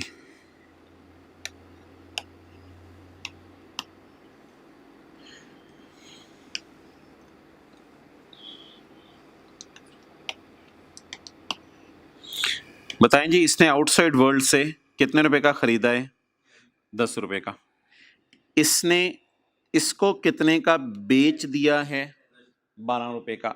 अब पेरेंट को चाहिए थोड़ा महंगा करके सरासिफ को बेच दे। सरासिफ को कहे यार ये बिस्किट आए हैं बाहर से, मैं आपको बेचना चाह रहा हूं। क्लियर? ओके। अब जो है वो आप हजरात क्या करें, अब मोहतरम ये कर लें कि जरा सोच के बताएं अगली लाइन क्या है। Parent sold the goods in the same year for ₹15। Parent ने कितने का बेच दिया? 15 का बेच दिया। बोले पेरेंट क्या एंट्री करेगा? Cash debit cell credit. ठीक है जी। तो सब्सिडरी ने बाहर से कितने का खरीदा था? 10 रुपए का। और जानने वाले को कितने का बेचा? शोहर को कितने का बेचा? 12 का। शोहर ने बाहर कितने का बेचा? 15 का। तो सब्सिडरी ने मिसाल के तौर पे बाहर के मुल्क में ब्राइन लारा से कहा था मुझे 10 रुपए वाला बिस्किट भेज दो। ब्राइन लारा से खरीदा और यूफोन ने पीटीसीएल को बेचा और पीटीसीएल ने 15 रुपए में सरासिफ को बेच दिया। अच्छा, अब आप मुझे बताएं पेरेंट की सेल कितनी है? 15। Done. Any question till now? हिम्मत करके मुझे बताएं सब्सिडरी ने बिस्किट पेरेंट को बेच दिया था, इसका क्लोजिंग स्टॉक कितना होगा?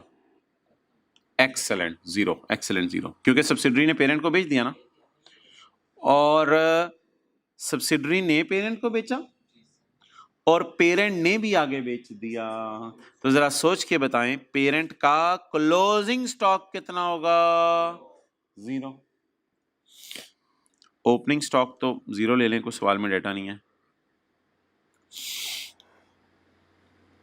अच्छा जी, कॉस्ट ऑफ सेल बताओ यार कितनी आ रही है? 10 रुपए।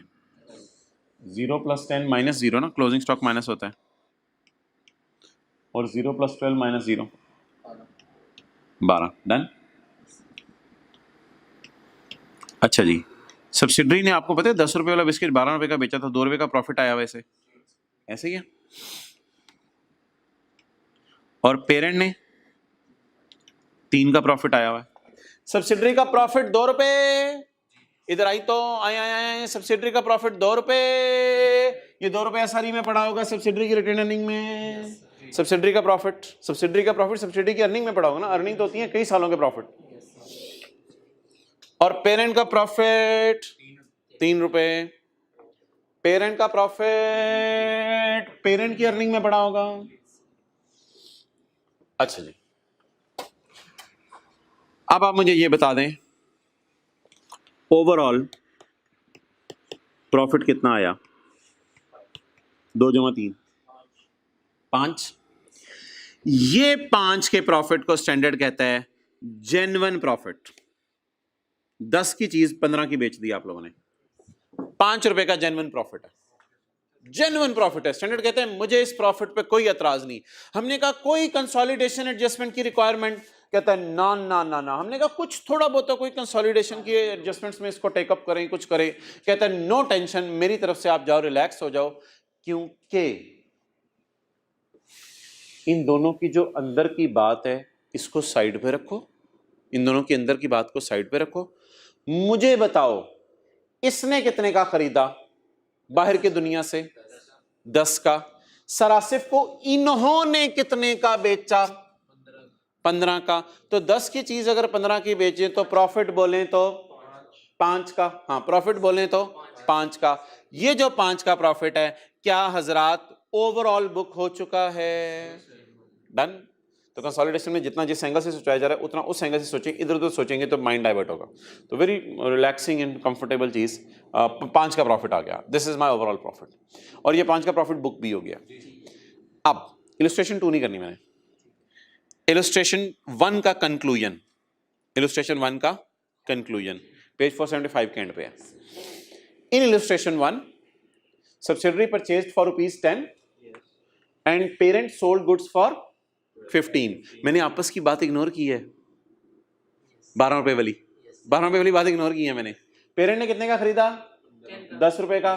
सॉरी, अब पेरेंट सब्सिडरी, सब्सिडरी ने कितने का खरीदा? 10 रुपए का। पेरेंट ने सरासिफ को कितने का बेचा? ओवरऑल ग्रुप का profit earned a profit of 5 which can be cross checked through adding GPs of both 2 जमा 3।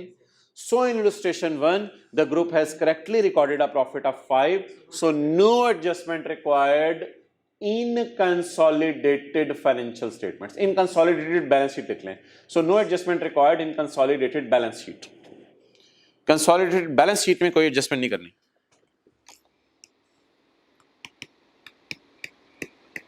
in consolidated balance sheet, consolidated balance sheet में कोई एडजस्टमेंट नहीं करनी। डन। समझ आ गई बात? अच्छा यार, एक चीज बताओ, मुझे रिवाइज करवाओ ये।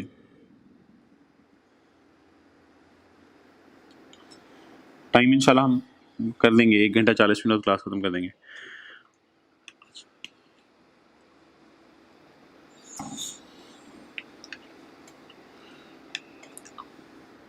आप खुद ट्राई करो, चलो ट्राई करो खुद। हाँ यही वाला इलस्ट्रेशन 1 नहीं, इलस्ट्रेशन 2 नहीं, मैंने वो खुद करानी है। 10 रुपए पकड़ो, जहां दिल चाह रहा है वहां लिखो। नहीं, रजिस्टर पे फ्रेश बना के यार, रजिस्टर पे बुक पे कहीं साइड पे फ्रेश बना के एस और पी की हेडिंग दो ऊपर और उसको बनाओ। जी भाई क्या हाल है, इधर आए।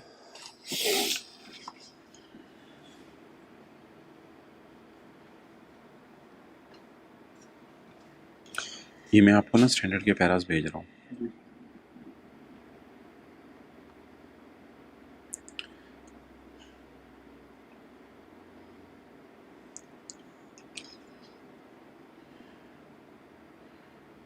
थोड़ा सा साइड पे हो जाओ, मैं 1 मिनट ढूंढ लूँ फिर आपको बताता हूँ।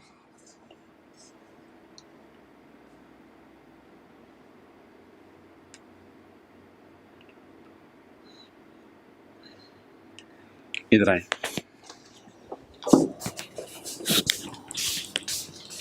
ये ना ये फर्क 15 के स्टैंडर्ड के पैराज है, जो जो लिखे हुए हैं, जो जो समझ आए, उन पैराज को हाईलाइट करें। गाड़ी में ओरिजिनल आईएफआरएस 15 पड़ा हुआ है वहाँ से, ठीक, और फिर हाईलाइट करके शाह साहब को उसकी सॉफ्ट कॉपी दी, वो फैसल के पास है, जो हार्ड में गाड़ी में पड़ा हुआ सॉफ्ट में उधर है। तो हम पैराज को स्टैंडर्ड में हाईलाइट कर लें, हाईलाइट करके शाह साहब को ये जो मैंने हाईलाइटेड पैराज आपको दिया ना, ये मुझे वर्ड में कन्वर्ट कर दें।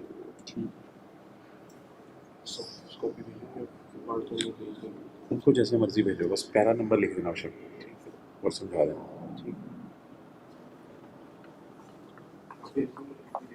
जी मैं भेजूँ, आप हार्ड कॉपी ले लो दोस्ती।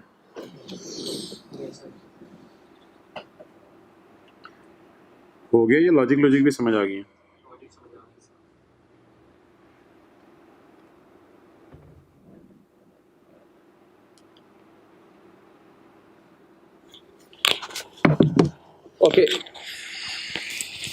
तो बात बड़ी आसान सी है, देखते रहना। सब्सिडरी ने परचेज की हैं चीज़ें कितने रुपए की? 10 रुपए की। कहाँ डाले? परचेज में। सेल किसको कर दी? पेरेंट को। कितने रुपए की? 12 रुपए की। तो क्या ये क्लोजिंग स्टॉक में पड़ी होंगी? गुड। आगे चलें। सब्सिडरी ने बेची पेरेंट को, तो पेरेंट की ये परचेज प्राइस होगी। कि 12 रुपए इसकी सेल प्राइस है, तो इसकी परचेज प्राइस। अब पेरेंट किसको बेचेगा? Parent sold goods in the same year for ₹15 to sir Asif. ये तो किसी आउटसाइड वर्ल्ड के बंदे को चीज बेच दी ना, ये पीटीसीएल यूफोन की बात नहीं हो रही। और PTCL purchase goods from Brian Lara, from Brian. Clear? तो पीटीसीएल ने, सॉरी सब्सिडरी ने बाय किससे की? ब्राइन से। और यूफोन ने बाय किससे की? ब्राइन से। और बेची किसको? पीटीसीएल को। और पीटीसीएल ने आगे सर आसिफ को बेच दी। कितने की बेची सर आसिफ को? बेच दी या बेच देगा? बेच दी। पेरेंट सोल्ड, बेच दी। अब बता दें, पेरेंट के पास पड़ी होगी क्लोजिंग स्टॉक में? पेरेंट के पास पड़ी होगी क्लोजिंग स्टॉक में? नहीं पड़ी होगी। ओपनिंग स्टॉक्स में 0 ले रहा हूं। Cost of sale 10, profit 2, cost of sale 12, profit 3। किसने कितना प्रॉफिट रिकॉर्ड किया? अगर इस तरह सोचवाना होता, मैं खुद सोचवाता, दाएं बाएं खुदा के लिए ना निकलिएगा। ओवरऑल प्रॉफिट बता दें। ये जो ओवरऑल प्रॉफिट 5 का आया है, क्या यही प्रॉफिट नहीं बनता था अगर मैं इन दोनों को एक समझ लूं? तो यही प्रॉफिट नहीं बनता था कि 10 रुपए का बिस्किट खरीद के 15 रुपए का अगर सरासिफ को ये दोनों मिलके भी बेचने में कामयाब हो जाएं तो 5 रुपए तो बच गए इनको। तो ये 5 रुपए का प्रॉफिट है, किताबों में आ रहा होगा, बस आपने टेंशन नहीं लेनी इसकी। अच्छा, सेकंड सिनेरियो इंशाल्लाह आपने मुझे खुद ही करवाना है, बल्कि मैं आपको देता हूं आधा मिनट, 1 मिनट। सेकंड सिनेरियो जो है ना, सॉल्व कर दो स्क्रीन से देख के। यार किताब में तो सोल्यूशन अवेलेबल है, स्क्रीन से देख के सेकंड सिनेरियो सॉल्व कर दो।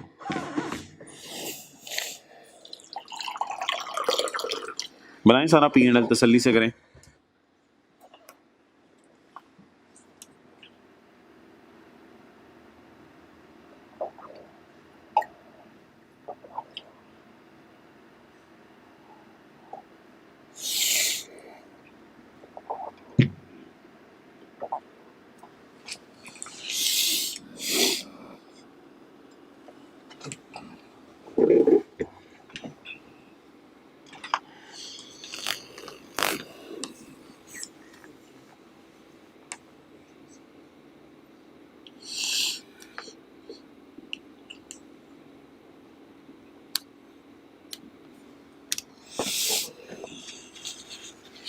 अच्छा जी, इधर आओ।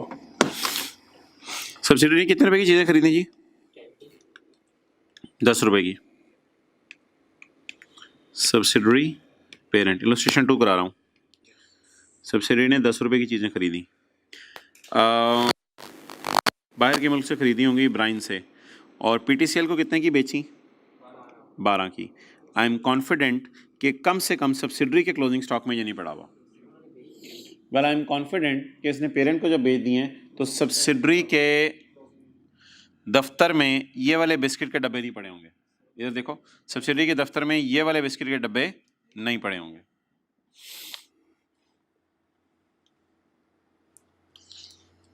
ओके, सब्सिडरी ने बेचे कितने के? 12 के। तो पेरेंट ने बाय कितने किए? 12 के। क्लियर? चलो जी, parent did not sold the goods till year end. Parent ने बड़ी तारीफ की सर आसिफ के सामने, सर ये बिस्किट खा लें आप, जबरदस्त किस्म की एनर्जी आ जाएगी, आप ऐसे क्लासें पढ़ाएंगे बच्चे धड़ाधड़ पास होंगे। सर आसिफ ने कहा जान दे यार, मैं नहीं ये बिस्किट लेता। Parent did not sold the goods का मतलब है सेल 0, सेल 0। अब मोहतरम, अल्लाह करे आप लोग ये सही पहुंच गए हो जिन लोगों ने घर में किया है कि क्लोजिंग स्टॉक में ये पड़ा होगा, फिर क्लोजिंग स्टॉक में पड़ा होगा। एग्रीड? परचेज की हुई चीज क्लोजिंग स्टॉक में पड़ी होगी। और मजे की बात सुनिएगा, ये अगर आप जाएंगे तो देखें देखें देखें देखें देखें देखें देखें देखें ये वाला सिनेरियो बनेगा। देखा नहीं जनता ने? ये वाला सिनेरियो बना है, देख इधर भाई, देख इधर, ये 15 का बिका नहीं, ये वाला सिनेरियो बने। डन। अब मानते हैं आप कि ये बिस्किट, थोड़ा सा रंग शंग कर देते हैं, ये बिस्किट का पिंक कलर का डब्बा किसके दफ्तर में पड़ा है? पीटीसीएल के दफ्तर में पड़ा है, और अभी तक ये बिक, तो क्या ये क्लोजिंग स्टॉक में आएगा? जी बिल्कुल आएगा। परचेजेस में भी आएगा, क्योंकि purchase debit cash credit entry कर चुके हैं हम। तो परचेज की हुई चीज किस में पड़ी हुई है? क्लोजिंग स्टॉक में। जैसे दुकानदार बोतलें खरीदता है और कई दफा फ्रीजर में ही पड़ी रह जाती हैं, साल का एंड आ जाता है। ओपनिंग स्टॉक्स यार इनके मैं 0 ले लेता हूं, सवाल में नहीं है। हिम्मत, हौसला, अज़म, cost of sale 10, cost of sale, भाई सेल 0 है तो कॉस्ट ऑफ सेल कहाँ से आ जानी है? तो कॉस्ट ऑफ सेल इसकी 0 आ गई, 12 माइनस 12, और 10 इधर आ गया।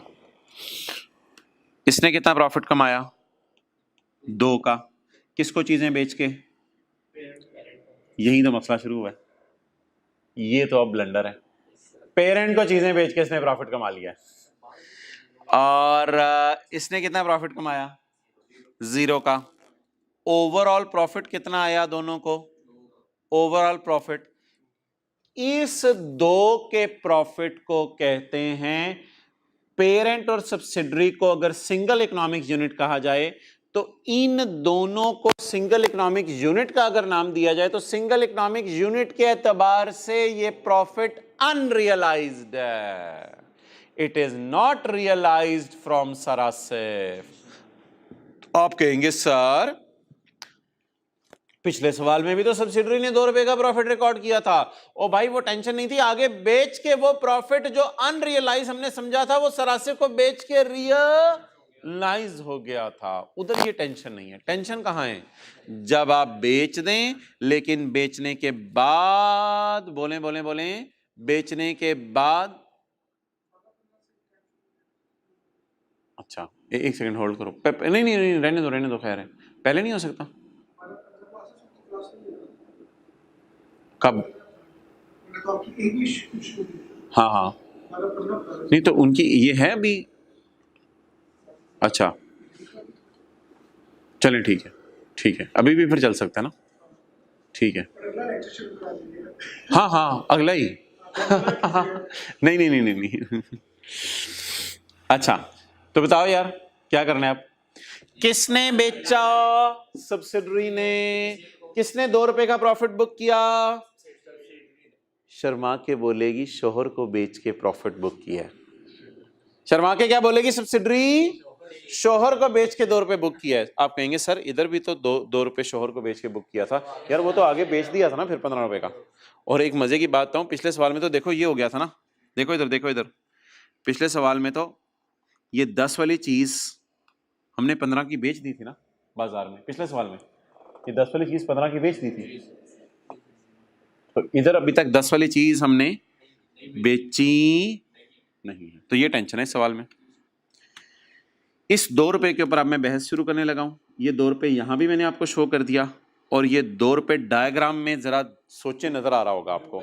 12 माइनस 10, 2 रुपए का प्रॉफिट किसने रिकॉर्ड किया? सब्सिडरी ने। सब्सिडरी 2 रुपए का प्रॉफिट कौन रिकॉर्ड करता है? याद रखना सेलर। और पड़ा किसके स्टॉक में होता है? बायर। ये भी बात कर लो साथ ही। प्रॉफिट किसने बुक किया? सेलर ने। सेलर अभी सब्सिडरी था, और किसके किताबों में पड़ा हुआ है? पेरेंट की किताबों में। सर ये यहां से भी जरा बता दें, ये आपने सेलर बायर क्या नई कहानी शुरू कर दी? हाँ देख लें यार। बेचा किसने स्टॉक? सब्सिडरी ने। प्रॉफिट किसने बुक किया? सेलर ने। किसकी किताबों में स्टॉक नजर आ रहा है? बायर की। ये मैं कह रहा था। तो what is the amount included in buyer stock? 12. And what is the profit included in seller GP? 2. तो सब्सिडरी सेलर है, और लिख लें पेरेंट बायर है। ओवरऑल इसने 2 रुपए प्रॉफिट कमाया है। लेकिन बताओ अगर मैं ग्रुप के एंगल से बात करूं तो ये प्रॉफिट हमने कमा लिया है या ये प्रॉफिट अनरियलाइज्ड है? अनरियलाइज्ड है। अब आगे चलो, इलस्ट्रेशन 2, अगला सफा इलस्ट्रेशन 2 की कमेंट्री पढ़ो। क्या लिखा हुआ है in illustration 2? Subsidy purchase goods for ₹10 from ब्राइन ब्राइन से बाहर के मुल्क से इसने 10 रुपए की चीजें खरीदी एंड पेरेंट डिड नॉट, और पेरेंट जिन चीजें बेच नहीं सका, the subsidiary made a profit of rupees which is an unrealized profit from group point of view. थोड़ा सा लिख लें यहाँ, unrealized profit from group point of view. Group कौन होता है? दोनों इकट्ठों को कहा जाता है from group point of view, and need to be reversed. अब इस प्रॉफिट को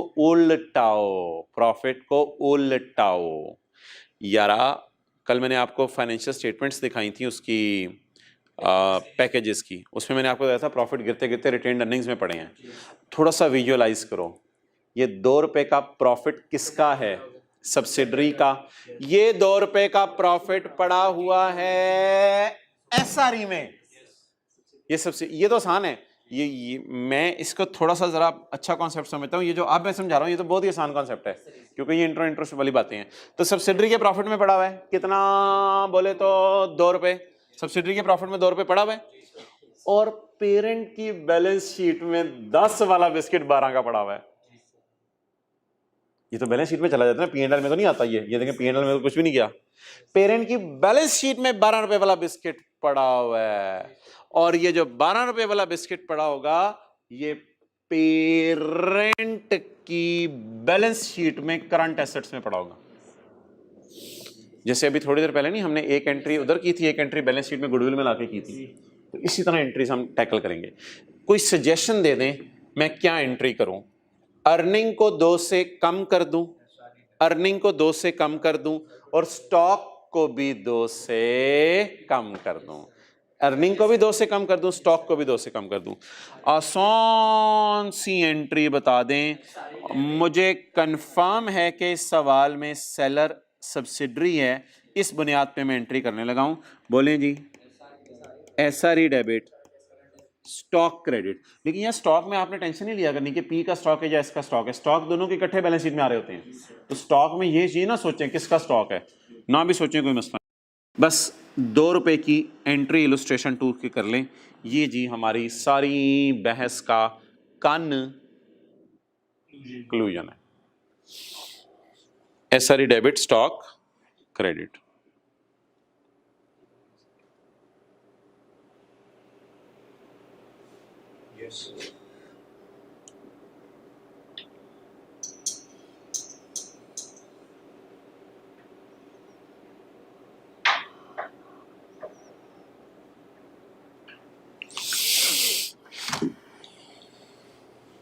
क्लियर?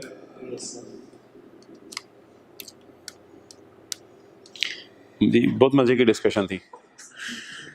अच्छा, अब मुझे आप बता दो कि अगर सब्सिडरी चीजें खरीद के पेरेंट को बेचे और पेरेंट हिम्मत करके वो बिस्किट बेच दे, तो पेपर में कोई टेंशन की जरूरत नहीं है, कोई एंट्री नहीं, कोई कुछ नहीं, बस छोड़ें। और अगर जितना जहां तक जैसे सोचवाता हूं उससे आगे ना सोचा करें खुदा के लिए। अच्छा, और अगर सब्सिडरी पेरेंट को बोले चीजें बेचे और पेरेंट आगे ना बेच सके, तो ये सब्सिडरी ने ये जो 12 रुपए की सेल की है किसको की है? ये तो पीटीसीएल को की है, तो ये अपने ही तो ग्रुप है हम।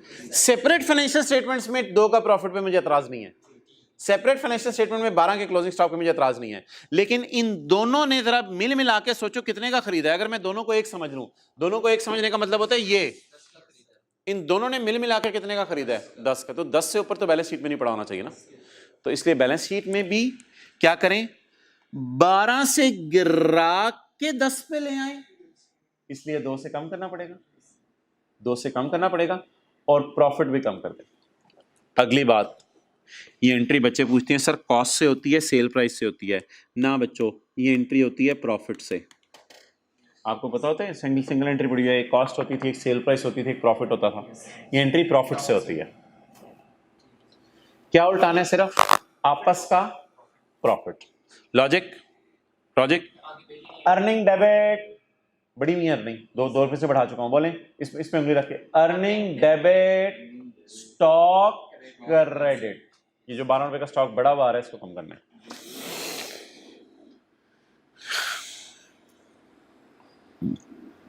एक काम कर लेते हैं यार आज, इज इट पॉसिबल कि पेरेंट भी सेलर हो? ऐसा हो सकता है पेरेंट कोई चीज मंगवाए और फिर सब्सिडरी को बेचे, पेरेंट बाहर से निम्को मंगवाए और मंगवा के सब्सिडरी को बेचे, ऐसा भी पॉसिबल हो सकता है। अच्छा, अब आप मुझे बता दो कि कितने सिनेरियोज बन सकते हैं इस मद में। 2 सिनेरियोज ही बन सकते हैं, 2 सिनेरियोज ही नहीं नहीं वो वाला उस तरह छोड़ो।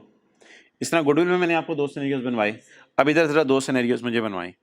Cell of stock, sale of stock.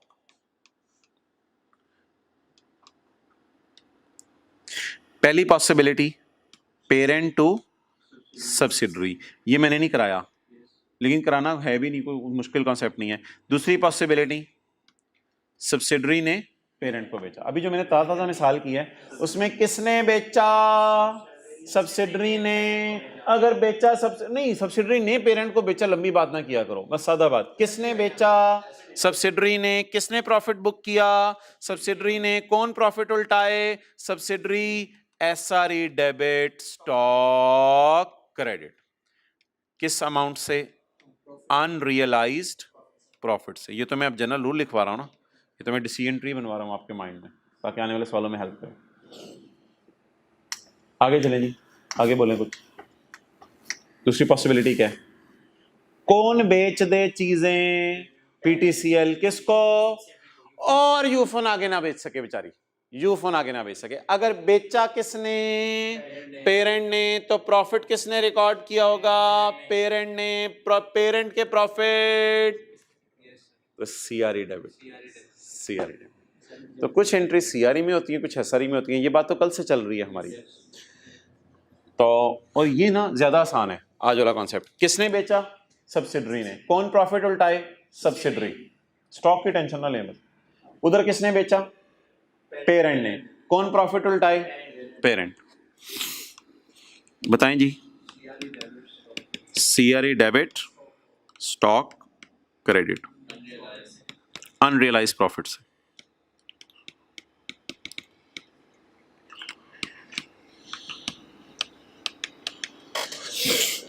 Done.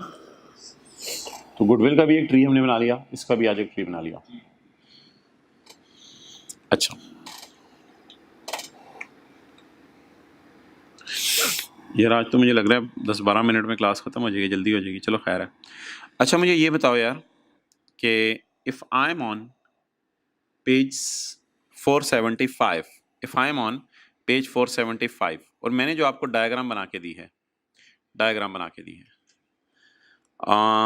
things would be so simple. No guys, things will not be so simple. Paper में सिंपल इंशाल्लाह कर लेते हैं, उसकी टेंशन नहीं, but things would not be so simple. कैसे? इधर देखो यार, सब्सिडरी, इधर देखना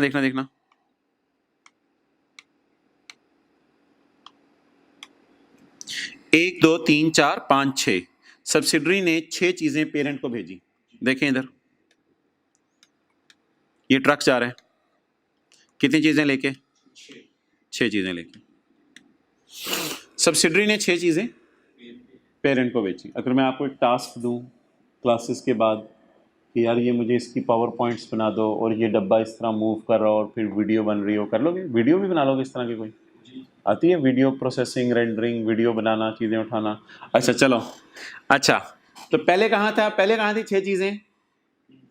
वेले हो गए ना, पेपर तो आखिरी अटेम्प्ट है आपकी इंशाल्लाह। तो बोलो। सब्सिडरी पेरेंट के पास भेज देगी चीजें, सब्सिडरी पेरेंट के पास भेज देगी। पहले कहाँ पड़ी हुई थी? सब्सिडरी के पास। ये 6 चीजें ट्रक में लोड की, लोड करके किसके पास भेज दी? और मोहतरम, जिस वक्त ये 6 चीजें पेरेंट के पास पहुंची तो मिसाल के तौर पे 29 दिसंबर की तारीख थी और वही 6 चीजें आप पेरेंट के दफ्तर पड़ी हुई हैं। ट्रक वापस चला गया, 29 दिसंबर को पेरेंट के पास ये चीजें पहुंच गई। पेरेंट ने हिम्मत करके बेचनी शुरू की। देखना जरा मजा आएगा। एक बेची, वापस लाएं, 1 बेची, 2 बेची, 3 बेची, 4 बेची, कितनी बच गई? टेंशन 2 की है, टेंशन 4 की नहीं है। मैं कह रहा था इस तरह नहीं हुआ करेगा। 1 बिस्किट बेचा, उसने आगे बेच दिया। बिजनेस में तो जरा ब्रॉड माइंडेड होके सोचो ना। आप बताएं, इसने कितनी भेजी थी? 6, इसने कितनी भेजी थी 6, 6 में से ट्रक में कितनी गई 6, और ट्रक वाला यहां कितनी लेके पहुंचा 6, ट्रक वाला चोर नहीं है, यहां कितनी लेके पहुंचा 6। जब 6 यहां पहुंची तो इसने कोशिश की बेचना शुरू की, बेचता रहा, 1 बेची, 2 बेची, 3 बेची, 4 बेची, 4 चीजें बेच दी, 4 में से कितनी पड़ी रह गई। टेंशन किस चीज की है, जो 4 बाहर बिक गई वो तो इलस्ट्रेशन 1 टाइप कोई चीज बन गई, जो 4 बिक गई वो तो इलस्ट्रेशन 1 टाइप चीज बन गई, इलस्ट्रेशन 1 टाइप चीज तो फारग हो गई, उसकी टेंशन नहीं लेनी। टेंशन किसकी लेनी है 2 की, तो पेपर में तो बताया करेगा 6 भेजी थी 2 पड़ी हैं, आपने परेशान नहीं होना, आपने सिर्फ क्या ढूंढना है पड़ी कितनी है। तो इलस्ट्रेशन 1 टाइप कितनी बन गई 4, जो बिक गई उनकी टेंशन नहीं लेनी, क्योंकि ये बाहर की दुनिया को बिक गई तो माशाल्लाह प्रॉफिट रियलाइज हो गया होगा। पड़ी कितनी रह गई, टेंशन किस पे लें, जो 2 पड़ी रह गई, और ये 2 क्या है मेरा क्लोजिंग स्टॉक। इस पे क्या सब्सिडरी ने इन 2 पे भी प्रॉफिट बुक किया होगा, लेकिन क्या पेरेंट आगे बेच के प्रॉफिट रियलाइज कर चुके हैं या अभी तक इसके पास पड़ी है, तो ये फिर अनरियलाइज प्रॉफिट होगा। Got the point. हो इतनी लंबी चौड़ी बहस करके आज के सवाल की एडजस्टमेंट देखते हैं। आज के सवाल की एडजस्टमेंट,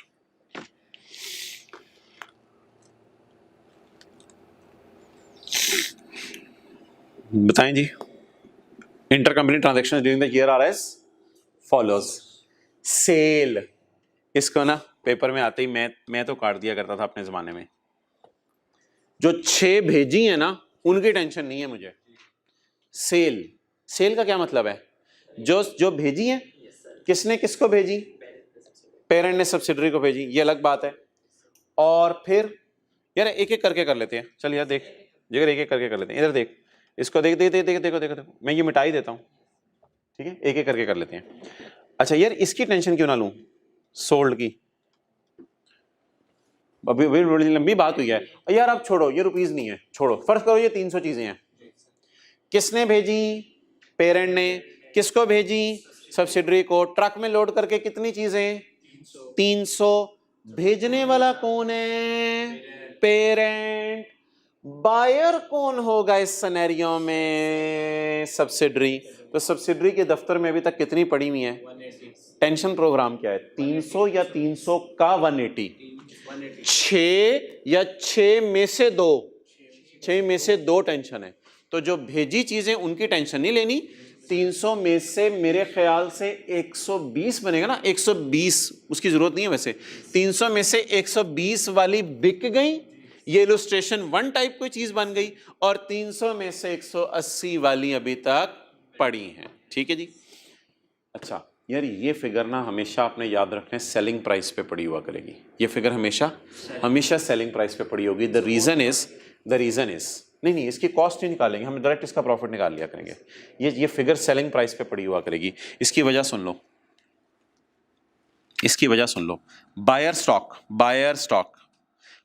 स्टॉक में चीजें हमेशा सेलिंग प्राइस पे पड़ी होंगी, बायर स्टॉक में चीजें हमेशा सेलिंग प्राइस पे पड़ी होंगी, भेजने वाले की सेलिंग प्राइस पे, ये भेजने वाले की सेलिंग प्राइस थी ना, तो बायर स्टॉक में हमेशा चीजें सेलिंग प्राइस पे पड़ी होंगी, यानी सेल पे पड़ी होंगी। आपको लग रहा है ये सेल पे पड़ी हुई है, पेरेंट की सेल नहीं है, सब्सिडरी की सेल की बात है, तो आपको पता है ये सेल पे पड़ी होंगी, बस ये बात जरा याद रखना। तो खत्म होगी जी बात। इसके साथ ना आपने पेपर में हमेशा लिख लिया करना है, सर ये तो स्टॉक है, आप क्यों लिख रहे हैं ये सेल प्राइस है, और चाचा चुप कर, सर स्टॉक तो कॉस्ट पे पड़ा होता है, और चुप कर, स्टॉक कॉस्ट पे पड़ा होता है, स्टॉक सेल प्राइस पे पड़ा हुआ है। सर प्लीज बता दें, हम वीडियो से निकल के नहीं पूछ सकते, आप कैसे साबित कर रहे हैं स्टॉक जो है वो सेल प्राइस पे पड़ा हुआ है। मोहतरम ये देख लें, 10 रुपए वाली चीज इसने 12 की महंगी करके बेची है ना, तो ग्रुप के लिए अगर मैं बात करूं 12 की मुझे मिली, तो लेकिन पड़ी तो मुझे 10 की है, तो इनको अगर एक समझूं तो ये सेलिंग प्राइस पे पड़ा है। बहरहाल ये मैं ज़्यादा कुछ चला गया था, बस ये सेलिंग प्राइस पे पड़ा हुआ करेगा, इसको आपने हमेशा याद रखना है, ये सेल प्राइस पे पड़ा हुआ है। अच्छा यार ये फॉर्मूला कौन सा वाला है, कॉस्ट वाला, तो नीचे वाले में भी यही है, नहीं नीचे वाले में डिफरेंट है। चलो जी, फॉर्मूला है मोहतरम, अब मैं यार वर्किंग कर लेता हूँ, एक वर्किंग नंबर 5 तक हो चुकी है ना, वर्किंग नंबर 6। किसने बेचा? पेरेंट ने। किसको? सब्सिडरी को। ऐसे ही सवाल का डेटा जरा मैं ना थोड़ा सा नीचे ला रहा हूं। कितनी भेजी थी इसकी टेंशन नहीं लेनी। अभी तक अगले के स्टॉक में कितनी, स्टॉक को अनसोल्ड कहते हैं, अभी तक अगले के स्टॉक में कितनी पड़ी हैं इसकी मैंने टेंशन लेनी है। अब मुझे बता दें, ये 180 ना 12 जैसा है। कुछ बच्चे कहते थे सर जरा खुल खुला के बात करें, तो यार खुल खुला के अगर बात करनी है ना तो फिर सुन लो, अगर खुल खुला के बात करनी है। सेल, परचेज, क्लोजिंग स्टॉक, किसने बेची? पेरेंट ने। कितने की बेची? 300 की बेची।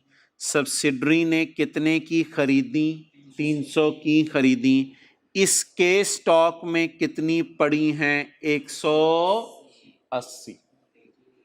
ठीक है, तो पेरेंट ने 300 की चीजें बेची, सब्सिडरी ने वो खरीद ली, इसके स्टॉक में सिर्फ कितनी पड़ी हैं? अब ये 180 उस 12 जैसा है, वो 12 जैसा है, तो 12 से एंट्री की थी या 12 के प्रॉफिट से? 12 के प्रॉफिट से। चलें जी, बिस्मिल्लाह पढ़ें जी। पहली एडजस्टमेंट हम कर रहे हैं। आप अनसोल्ड, अनसोल्ड की टेंशन नहीं है, 12 की टेंशन नहीं है, 12 में जो 2 पड़ा हुआ है उसकी टेंशन थी, तो 180 की टेंशन नहीं है। इसका प्रॉफिट निकालें, अनसोल्ड का प्रॉफिट निकालें। यार प्रॉफिट निकालने का तरीका पता है क्या होता है? प्रॉफिट निकालने का तरीका ये होता है कि ये फॉर्मूला है cost plus profit is equal to sale. तो फॉर्मूला है 20% ऑफ कॉस्ट। तो कॉस्ट को अगर मैं 100 लूं और इसमें डालूं 20, तो सेलिंग प्राइस आएगी 120। और ये मैं आपको बता चुका हूं कि ये फिगर हमेशा सेल प्राइस पे पड़ी होगी, इस पे आपने ज़्यादा नहीं सोचना, ये इंशाल्लाह हमेशा ही सेल प्राइस पे पड़ी होगी। क्लियर? तो अब बता दें मैं कैसे निकालूं, प्रॉफिट्स निकालूं 180 से।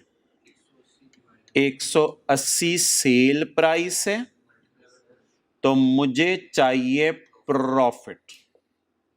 180 सेल प्राइस है, मुझे चाहिए प्रॉफिट। कितना आ गया?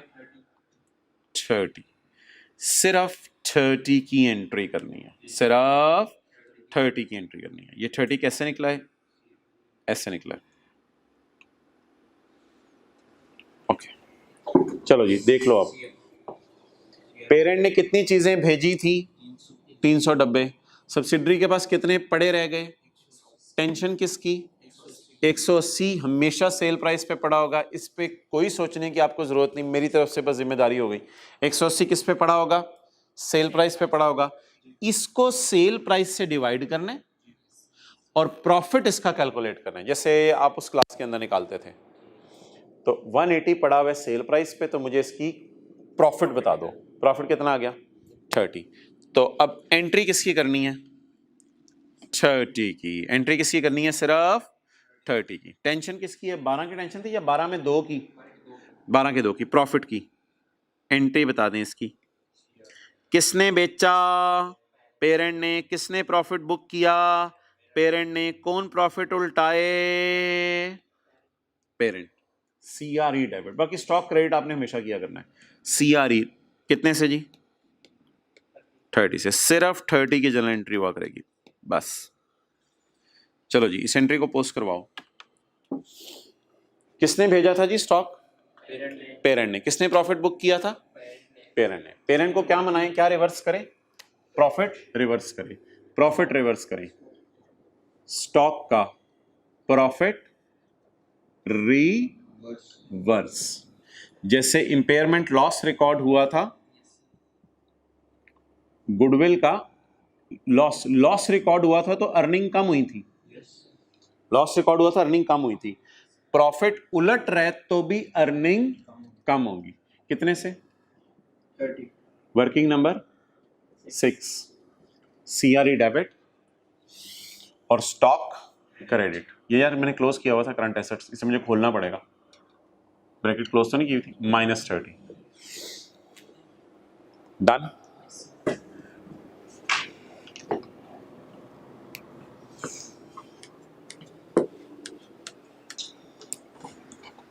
रखो उधर ही रखो।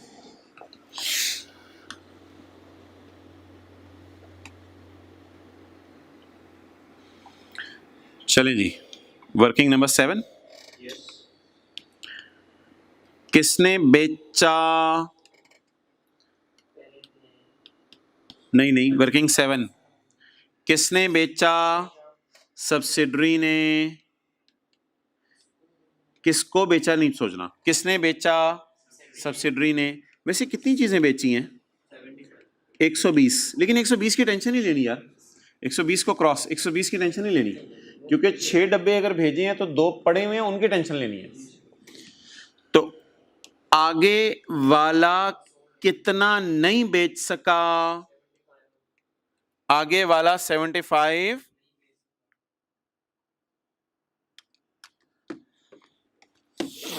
क्लियर? अनसोल्ड का प्रॉफिट हमेशा अनसोल्ड का निकालना है। जैसे पहली मिसाल में 12 रुपए के अनसोल्ड बिस्किट थे, 2 रुपए का प्रॉफिट था उसका, तो अनसोल्ड का प्रॉफिट निकालना है। लेकिन यार प्रॉफिट में ना 50% ऑफ कॉस्ट है, तो फिर इक्वेशन क्या बनेगी?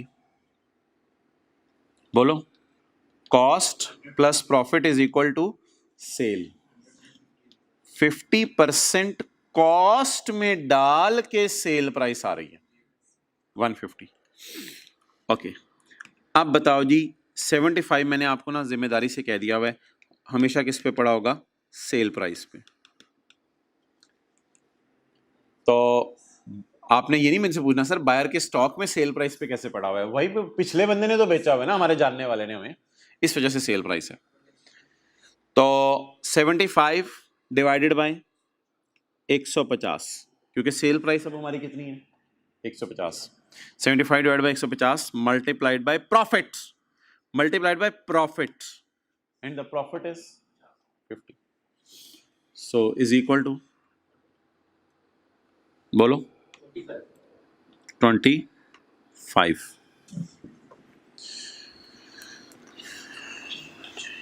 चलें जी, 25 की एंट्री बताएं। किसने बेचा? किसने प्रॉफिट बुक किया? कौन प्रॉफिट रिवर्स करे? Subsidiary. SRE debit, stock credit. कितने रुपए से? 25 रुपए से। बस ये एक एंट्री होगी। एक मिनट मैं देता हूं।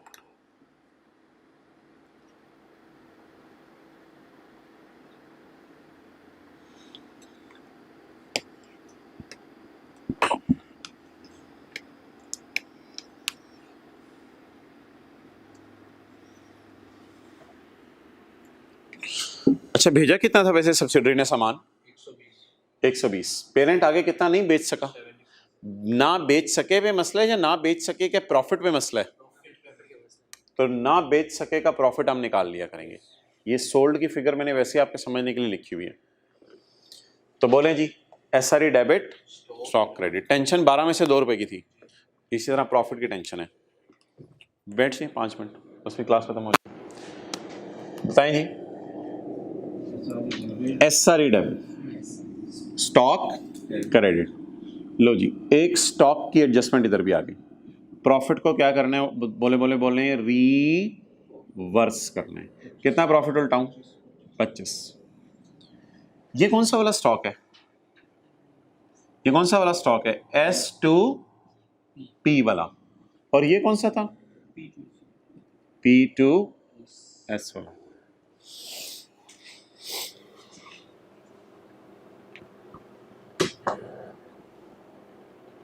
ओवर। डबल एंट्री कराएं इसकी। SRE debit, stock credit. Sir stock क्यों आप कम करते हैं? इसलिए कम करते हैं कि जिसने खरीदा होता है उसकी किताबों में वो स्टॉक हाई प्राइस पे पड़ा होता है। जैसे वो अभी मैंने पहली वाली मिसाल में दिखाया था, 12 रुपए पड़ा हुआ था हाई प्राइस पे। अब बताओ, ये एडजस्टमेंट तो मुझे गुडविल की इंपेयरमेंट से भी आसान लग रही है। ये एडजस्टमेंट तो बड़ी आसान सी है, लॉजिक समझाने में टाइम लग गया। आज आके ना आज आगे जो बात बची है ना, वो ये बची है, unrealised profit of unsold stock या unrealised profit of unsold. Profit हमेशा किस पे निकालने, जो स्टॉक अनसोल्ड है उसका प्रॉफिट रियलाइज हो गया या रियलाइज नहीं हुआ। जो प्रॉफिट अनसोल्ड है, अभी तक बिका नहीं, उसका प्रॉफिट अभी तक रियलाइज भी नहीं हुआ। सारी बात की ये समरी थी। खत्म हो गया सवाल। कल आते ना इंशाल्लाह ताज़ा ताज़ा हम इस सवाल को दोबारा नज़र मारेंगे, एक दफ़ा इस सवाल को दोबारा नज़र मारेंगे, एक दफ़ा एडजस्टमेंट्स और फिगर्स इन सबको देखेंगे। चलो जी टोटल करा दो मुझे। एक एडजस्टमेंट है कंसोलिडेशन की, याद आ रही हो तो, एक एडजस्टमेंट रह गई है कंसोलिडेशन की, अबे याद आ रही हो तो एक एडजस्टमेंट रह गई है। लोन है 30 रुपए का, लोन है 30 रुपए का, शोहर ने दिया हुआ है। बीवी कह रही थी, शोहर कह रहा था मैंने तेरे से 30 रुपए लेने हैं, बीवी कह रही थी मैंने लोगों को और तुझे मिला के 72 रुपए देने हैं। तो मोहतरम आप मुझे ये बता दें कि 30 रुपए को क्या कर दें, सिर्फ 30 रुपए को लेस कर दें। वाई? कॉन्ट्रा एंट्री है। देखो इधर, इधर करना कैमरा, ये देख लो, ये जो मैंने सुबह सुबह बताया था, 30 रुपए रिसीवेबल में पड़े हुए थे और 30 रुपए इधर पेएबल में पड़े हुए। तो पेएबल डेबिट, रिसीवेबल क्रेडिट। खत्म यार, सवाल ओवर हो गया। अच्छा यार, वर्किंग वन कहाँ क्लोज होती है? गुडविल में। वो बोलो वर्किंग वन कहाँ क्लोज होती है? गुडविल में। वो हो गई। अच्छा, ये वाला किस किस को बांटना होता है? आपको याद आ रहा हो, ये वाला किसको बांटना होता है? सीआरई और एनसीआई को। अच्छा मुझे बता दो वैसे सब्सिडरी के हिस्सेदार कौन है? पेरेंट और इमरान खान, इन दोनों को बांट दो। 250 माइनस 140 माइनस 20 माइनस 25, 65 इंटू 80% और 65 इंटू 20%। पॉइंट्स में आ रहा होगा।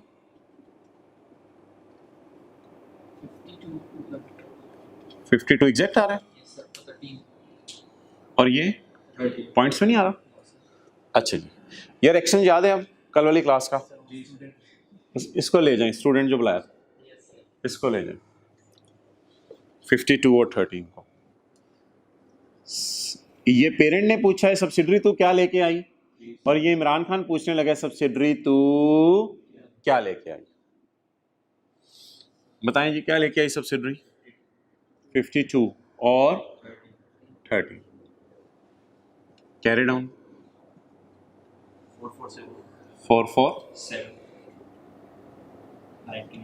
98 या चाय का कह दो सर, लेकिन 1-2 मिनट में जी। सीआरई और एनसीआई, सीआरई का कैरी डाउन 447, एनसीआई का 98। इधर बता दो यार। 660, 15, 0, 940, 16, 16,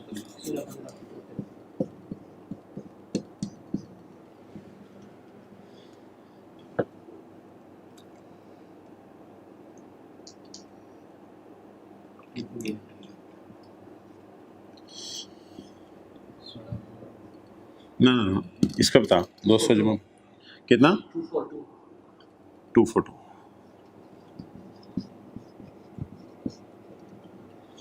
जवाब 242, 228, 16-15।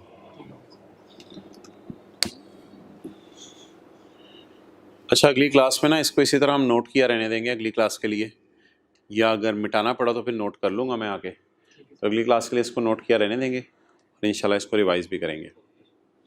अभी रिकॉर्डिंग क्लोज करते हैं यार। एक काम करो, वो ना अगला सवाल बता दो, क्वेश्चन इससे अगला कौन सा एग्जैक्ट?